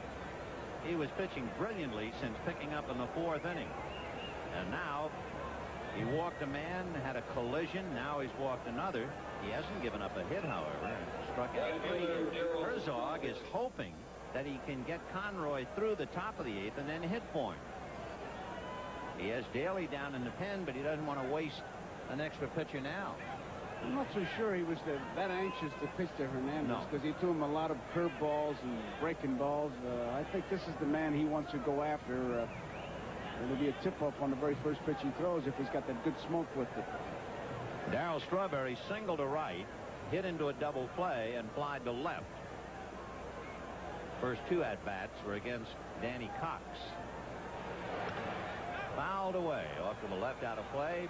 Back into this large crowd. We had over 45,000 last night, and another big crowd again today. Boy, can you see the Cardinals and the Mets playing double headers in the same series at Shea Stadium in New York in August? They will be literally hanging from the rafters. 0-1. Dykstra at second, Hernandez at first. We have 2 out in the 8th. The Mets 4 runs on 7 hits. The Cardinals 1 run on 1 hit.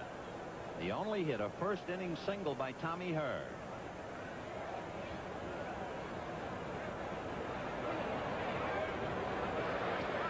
Missed with the fastball. 1-1.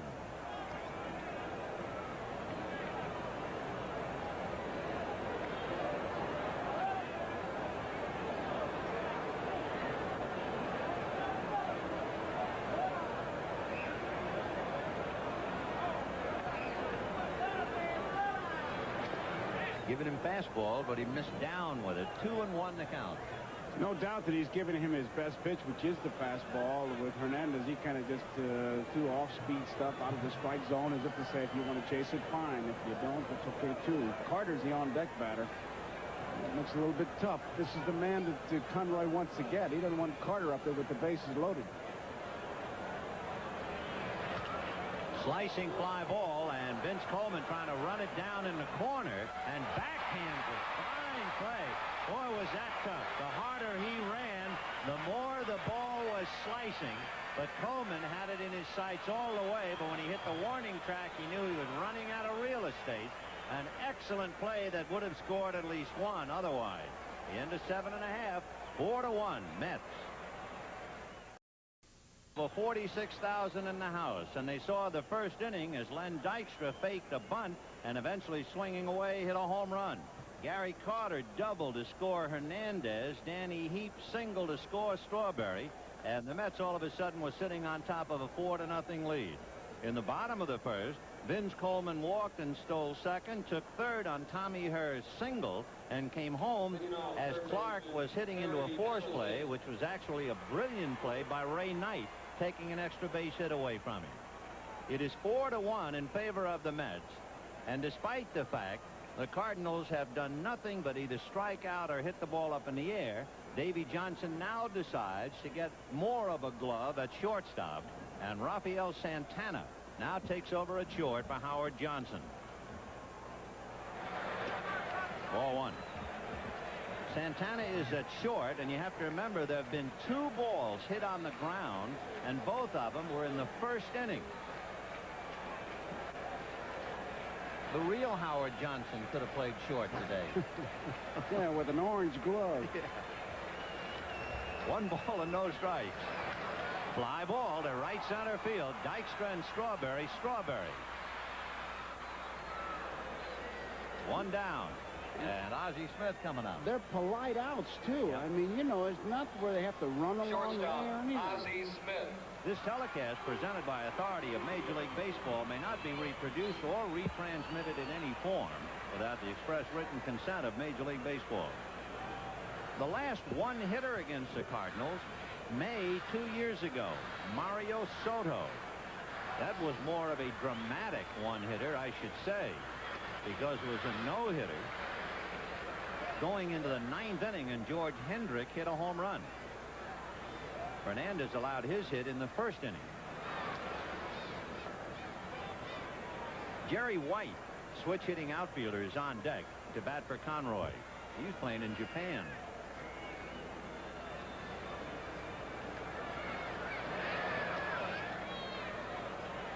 Ozzie struck out and walked. 9 strikeouts for Sid Fernandez.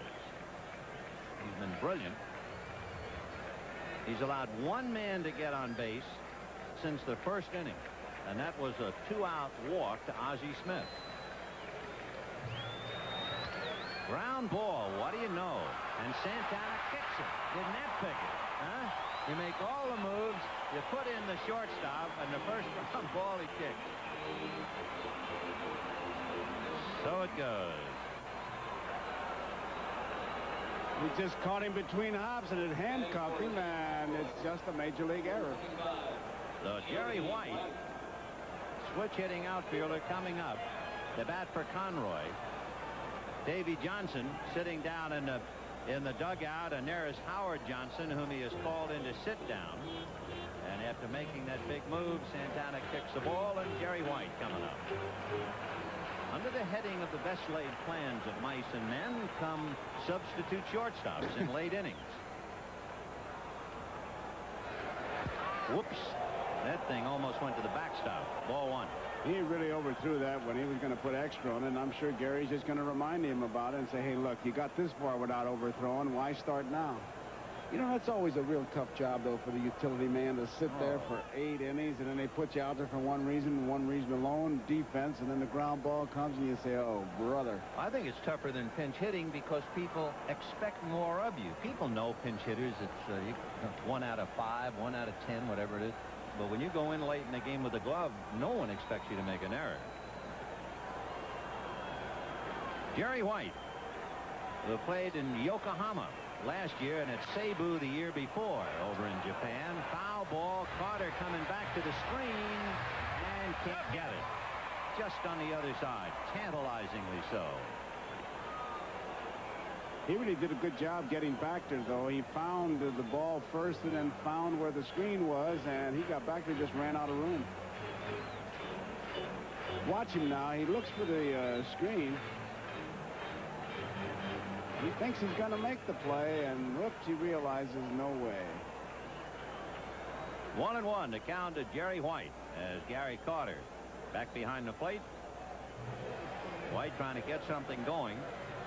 A couple of other big leaguers playing over in Japan were teammates with Jerry White. You might remember 3 of them. Remember Liron Lee, pitcher Rich Gale, Steve Ontiveros. They're all playing over there at Yokohama. 1-1. Way out in front of it. 1-2.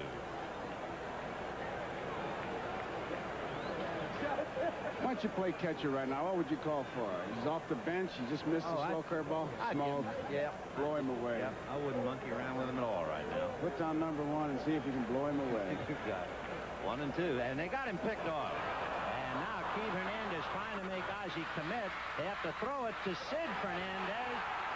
And he can't make it. Bad play. And Keith Fernandez, a Gold Glove first baseman, got rid of the ball too soon. What Hernandez should have done, if he fakes once and makes Ozzie commit, okay. But watch, Keith will come right out of the play now. He's finished. And now he can't handle it. Look at the big guy make a 360, but he's too late. And a good call by Dutch Renner. He really slides under the tag as Fernandez really does a bad dance act. You know, the biggest disappointment I had as a kid broadcaster looking at National League and Major League games every day, how badly they do rundown plays. And you know what? It's gotten worse. Well, and they practice it. It's really a two-toss play. Once Hernandez got rid of the ball, he should have made the tag. And where was Ozzie going? He was just picked off. And that, of course, is a tribute to Stottlemyre and all the hard work this spring with Fernandez's move. 2-2. Of course, we saw Coleman steal in the first inning, but now we're in the 8th with 1 out.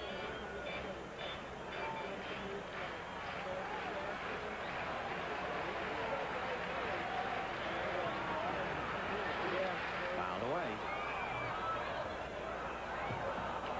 I'll say this for the Cardinals. Their game plan is to run, and they run. They come to the ballpark ready to run, and they just continue. Scoreboard doesn't tell them a thing. Ozzie stole a base, you remember, in the 5th inning against Fernandez.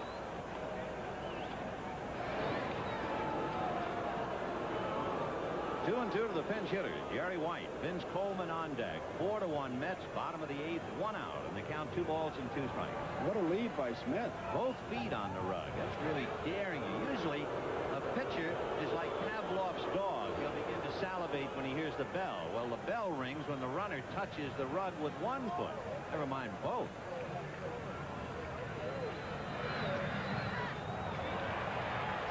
But that's really a one-way lead that Ozzie has, because with the first move by the pitcher, you could see him leaning back to first base. I mean, many times a base runner will use that one-way lead, get an extra big lead, and then just kind of lean back.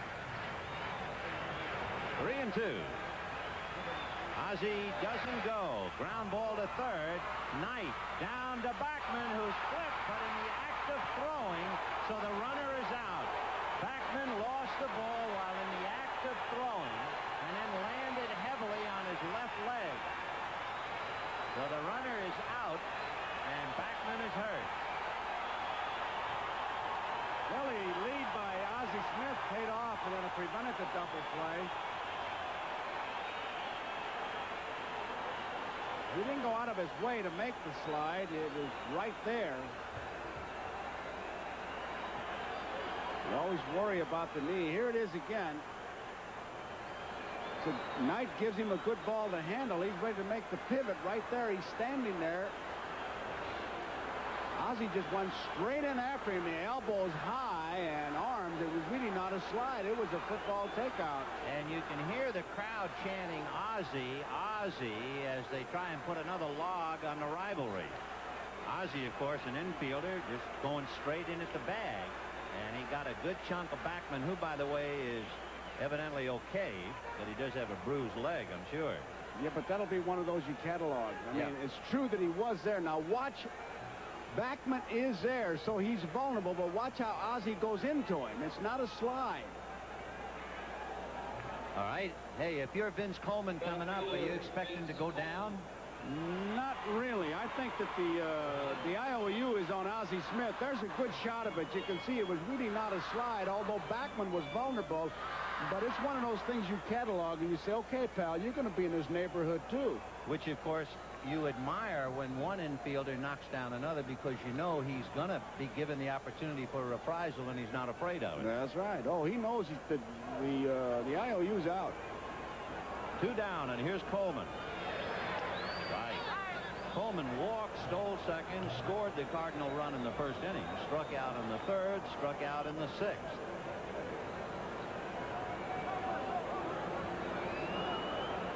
Sid Fernandez pitching a 1-hitter with 2 out in the 8th, and the Mets leading the Cardinals 4-1.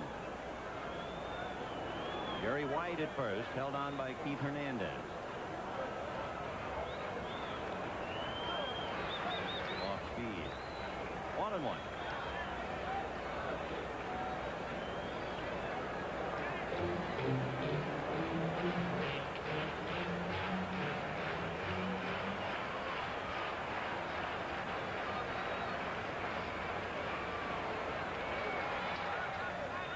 Two and 1 the count. Sid Fernandez trying to get Coleman and end the inning. He has Willie McGee on deck. Remember, the inning is alive only because of the error by Rafael Santana. Otherwise, it's a 1-2-3 inning. And Fernandez is in the cool of the dugout, as cool as it gets here. Now he's behind, 3-1 the count.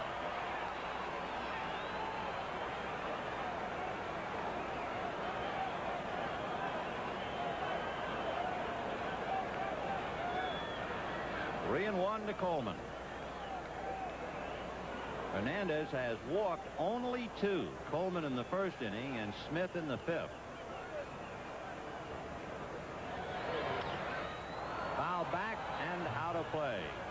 Did that look like a borderline pitch to you, that fastball up and in? It was not a good strike. It indeed was a strike. That might have been ball 4. Instead, it's 3-2. Take a look.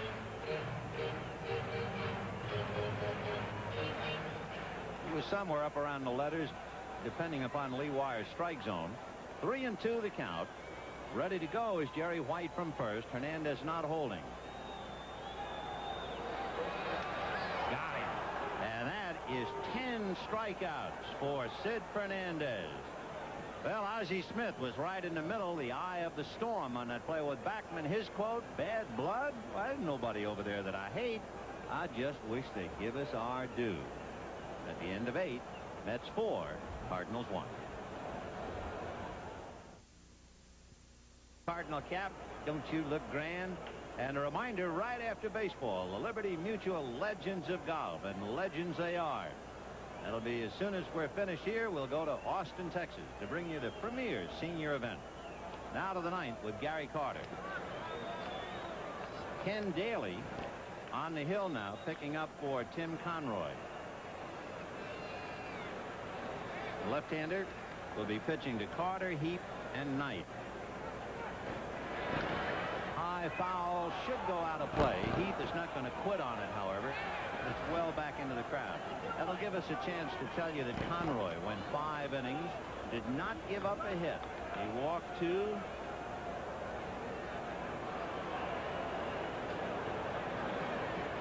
Struck out 4.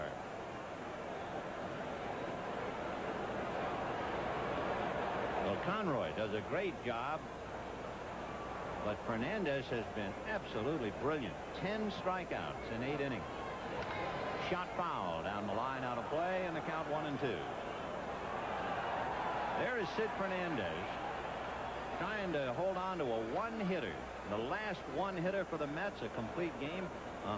Dwight Gooden in 1984. The last time the Mets could sweep 3 from the Cardinals was June of 1984. Just missed. And should the Mets win today, their lead would be 3.5 games, and that was in July of 1984. So George Foster has strawberry-colored glasses, I'm sure. 4-1 New York in the 9th.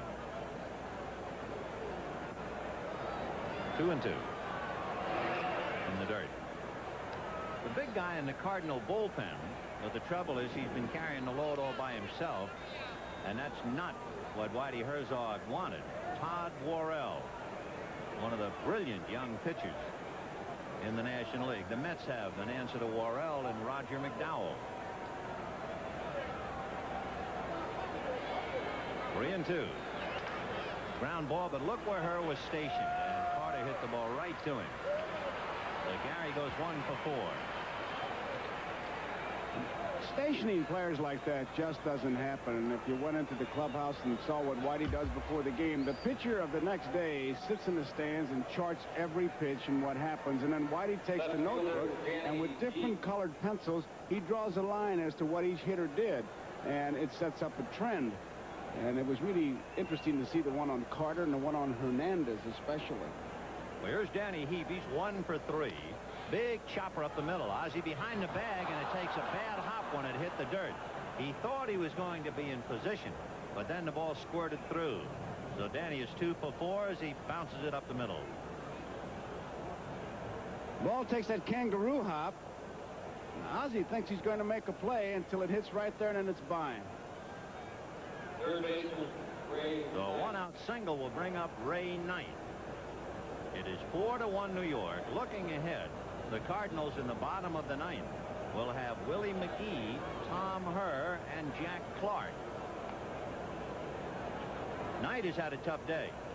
He hit into a double play, struck out, and was so far out in front of a Tim Conroy change that he cued the ball like in a pool hall right back to the box. 0 for 3.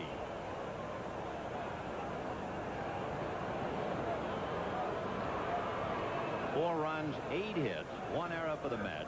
1 run, 1 hit, 1 error for the Cardinals. The one hit is single up the middle in the first inning by Tommy Herr.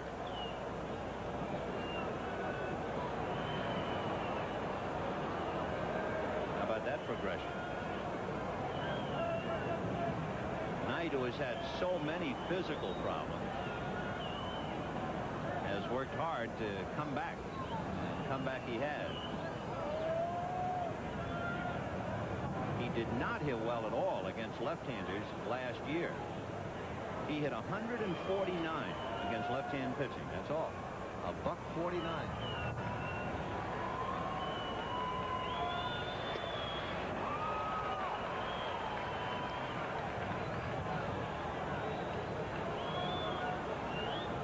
On deck, Rafael Santana.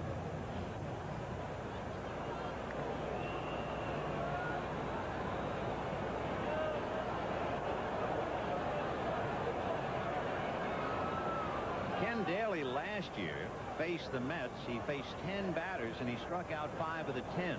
So he can have a strikeout pitch once in a while.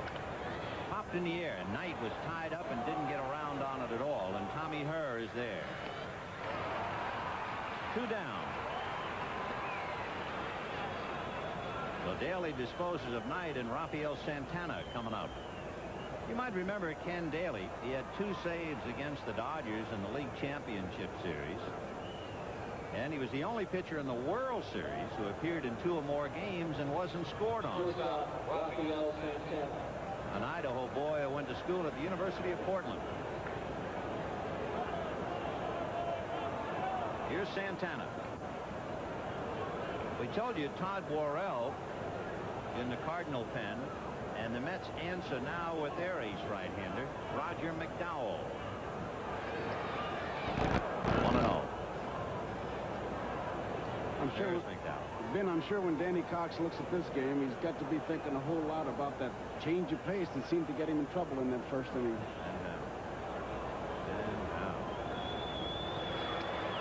Throw down to first, not in time. Rafael Santana, one of 8 Major League shortstops from the Dominican Republic, which is the major export of the islands, I guess. Mariano Duncan, Jose Uribe, Tony Fernandez, Raul Ramirez, Julio Franco, Alfredo Griffin, Andres Thomas. Some pretty good ones. Incredible. Big chopper to third. Penelon casually to Clark. So they lead Danny Heap with single. And at the end of 8.5 innings, 4-1 Mets with McGee, Herr, and Clark coming up. Because of regulation. And he looks like he's a little ticked off at one of his employees by the name of Vince Coleman. Coleman, the leadoff man, has struck out 3 times, but as we mentioned, when he struck out in the 8th inning, it also looked like he went after what would have been ball 4. And I think Herzog is saying to Coleman, look, you're not Babe Ruth, you're in the leadoff role, you're going to have to cut down on those strikeouts, and you're not going to do it chasing bad balls. A brief moment of anything but glamour in the life of the big league. So McGee, Herr, and Clark in the bottom of the 9th, 4-1 Mets. Fouled away. Do you get chewed out much? Seriously. Well, as a catcher, I mean, I guess it goes with the turf because you get managers, I don't care what you call, if the guy hits it, it's the wrong pitch. So you got a lot of that. I mean, you'd have to bite your tongue, and it would cost you if you popped off. Ground ball hard under the glove of the diving backman. So that is hit number 2. Whether it means the storm signals are up or not, it remains to be seen. Now we'll take another look. Just eluding backman's dive.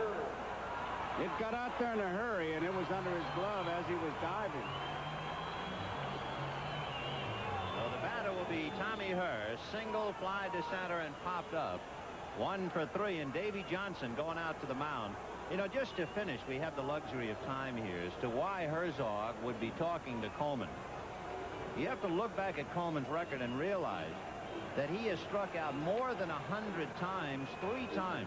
He led the league at Macon. He struck out 145 times. At Louisville, 101 times. And last year, he led the league when he struck out 110 times. So now, Whitey is starting to run short of patience. His Cardinals might be on the edge of losing 6 in a row, and we caught him chew out Coleman. We also see Sid Fernandez leaving, and Roger McDowell will be brought in to try and quiet any possible 9th inning uprising. It is 4-1 New York. We're in the bottom of the 9th inning, nobody out, and we'll be back right after this. Complete games, but I think that's a couple things. Not so much Fernandez as his depth and strength of that bullpen, and I also think the complete game has become the dinosaur of baseball. Well, he went 8 brilliant innings, allowed 1 run, 2 hits, 2 walks, and 10 strikeouts. And the sinker baller McDowell gets a strike. 0-1. Tommy Hurst singled in the first inning, fly to center, and popped up. McDowell has appeared in 4 of the Mets' last 5 games. He had last night off when Dwight Gooden pitched the shutout. 0-1. But where you saw a lot of balls hit in the air back of Sid Fernandez, now you're looking for ground balls from McDowell. And a little fist job inside third and down into the Mets bullpen. On his way to third is McGee, and they will wave him in. Holding at second is Hurst. And it is 4-2 New York. And the big guy, Jack Clark, coming up.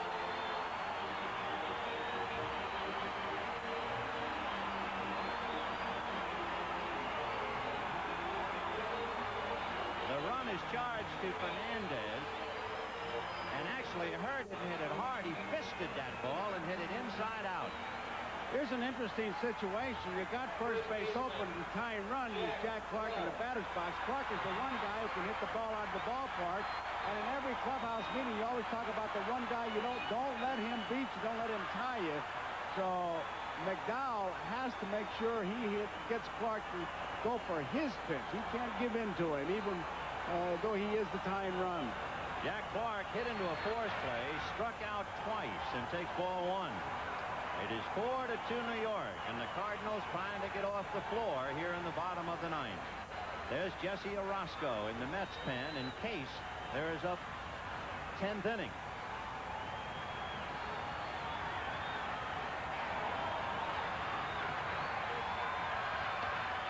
Missed again, ball 2. Oh, he's going to pitch carefully to him. That's the kind of situation I've gone to it before. In the old ballpark in St. Louis, McShandy's hitting second many times. He'd hit a ball off the screen, and Buzzy Wares would hold him at first base so they wouldn't pitch around Musial. So Davy Johnson sweating out Roger McDowell now. A drive into left field and deep. Looking at it is Heath. It's off the wall. In comes the run on a 380-foot single by Jack Clark to make it 4-3 New York. He's got a little groin pull. That's why he wasn't running. But I tell you, McDowell, that's not good pitching when the one guy who can hit it out of the ballpark comes that close to hitting it out. That's not what Davy Johnson wanted. And now they're going to have to settle this young man down. Clark is looking over at the dugout. I think there's going to be a runner for Jack as we take another look. It was not a home run. It didn't come that close to the yellow line. You can see Danny Heath was ready for the Karen instinctively and immediately, and will have a runner. Jose Oquendo will run for Clark. He hit that ball so hard with overspin on it, he never really got under it. It was the kind of a ball Ted Williams used to hit so many times. It was a sinking line drive, and it about carried out of here, which gives an indication of how hard he did hit it. So Sid Fernandez is hoping that his brilliant effort will not disintegrate before his eyes. He can only win the game. He can't lose it. He was charged with 2 runs. Remember the leadoff single by McGee, and Davy Johnson hooked him. And then Tommy Herr got a fluke double inside third off McDowell, and Clark almost hit it out of the park. So here is Landrum. Slide to center, pop to short, slide to right. And Johnson really sweating now in the Mets dugout. The bunt is fouled away. And this game, I think, is pretty typical of these Cardinals as we look at Whitey Herzog's in it, that they're not hitting, and yet defense has kept them close. We've got a one-run ball game with the tying run on base. Don't forget, in the last 21 games between these two clubs, there have been 8 extra inning contests and 12 games decided by 1 run, and this could be the 13th. 0-1, the count to Tito Landrum. On deck, Mike Heath. That missed. 1 ball, 1 strike. Boy, they're really putting a squeeze on him. Fernandez dying a little bit in the dugout. He struck out 10 and allowed 2 hits. And he is leading for the moment 4-3. And his game is in the hands of Roger McDowell. These are the men on the bench that Whitey Herzog has available. Now remember, he has only left-hand hitters, and the Mets have a Roscoe in the bullpen. 1-1. Foul the bunt back. 1-2. Jose Oquendo, who at one time was in the Mets organization and played with the Mets, but never hit enough, is now trying to carry the tying run against the Mets.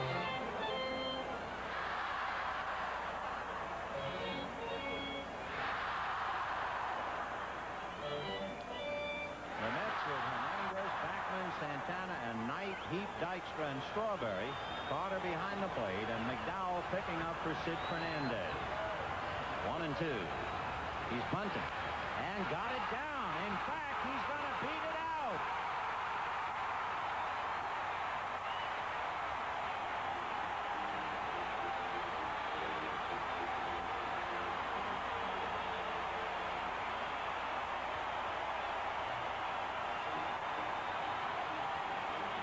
You got quite a conversation going on at third base between the coach and Mike Heath as the Cardinals, they've just hung in there with defense until where they nitpick you until they're right there. Now Landrum really squares around, pushes it past McDowell, and once it gets right there, it's in no man's land because Landrum is going to beat it easily with no play. And remember, there were 2 strikes on him.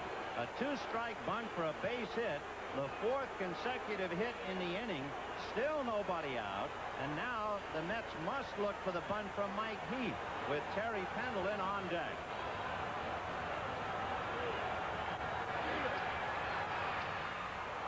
It almost hit him, ball 1.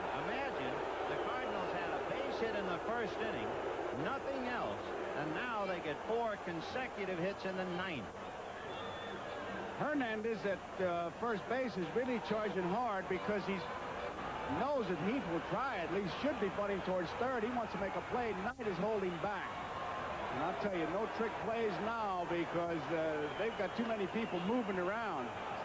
Well, Whitey Herzog summed it up best talking about the Mets and the Cardinal games. He said, we play October games in April, and they are playing an October game now.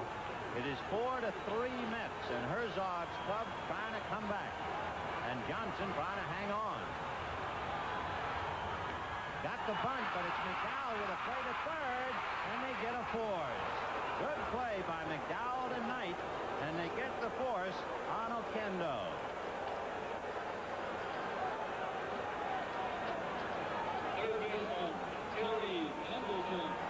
McDowell gets off the mound in good shape. It was not towards the line enough, and Hop is right to McDowell. Had a little bit of a problem, but he was there in good shape and easy force.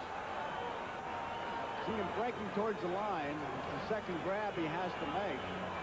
Knight never did charge from third base. He was going to let McDowell and Hernandez handle it. Here comes Davy Johnson again. He may make a move. Now, as we said, everyone available. Of course, Pendleton switches. And he's going to bring Orozco in. That turns Pendleton around. That takes 3 steps away from him and going to first base. And as we showed you, all of the hitters available to Herzog on the bench are left-handed. McDowell goes a third of an inning, allows 3 hits and a run, and of course he's not out of the woods. He leads by 1, but the runners on base belong to him. We'll be back after this. The starter who left with a 3-run lead, and on the left, the relief pitcher who has almost let it get away. And now it'll be up to Orozco and Pendleton with 1 out in the 9th inning. And there's a shot. Steve Santana, double play. The game is over. The reaction by the Mets on the mound is amazing. It is an October game being played in April because they saw this one slipping away. And look at the reaction of those Mets. With 1 pitch, Orozco gets the job done. Here it is again. Ball is well hit, but Backman diving. Santana not satisfied with 1 out, guns at the first. Pendleton slides. Dutch Renard on top of the play. And what an ending to quite a ball game, Ben. The Mets were not only very good, they were very lucky because that ball hit the side of the mound. If it doesn't hit the mound, it's for sure into center field. But it hit the mound, and the double play is over, and Fernandez has his win. The Major League Baseball Game of the Week has been brought to you by Miller Lite. For great taste, there's only one light beer. By Honda Power Equipment, lawnmowers, lawn tractors, and portable generators made to last. By Armor All, it's the finishing touch every time you wash your car. And by AC Delco, the smart parts. Well, this week's NBC Miller Lite player of the game would have to be Sid Fernandez. And Miller Lite happy to present a check for $1,000 in the name of Sid Fernandez to the National Multiple Sclerosis Society. An exciting game finishing up with a game-ending double play. Next week, it'll be Reggie Jackson and the California Angels, the Milwaukee Brewers, or for others, the Atlanta Braves travel to Philadelphia. Coming up next, the legend of golf from Austin, Texas. Stay tuned. Hope you enjoyed it. The Mets nipped the Cardinals 4-3. For Joe Garagiola, this has been Scully from Every indication is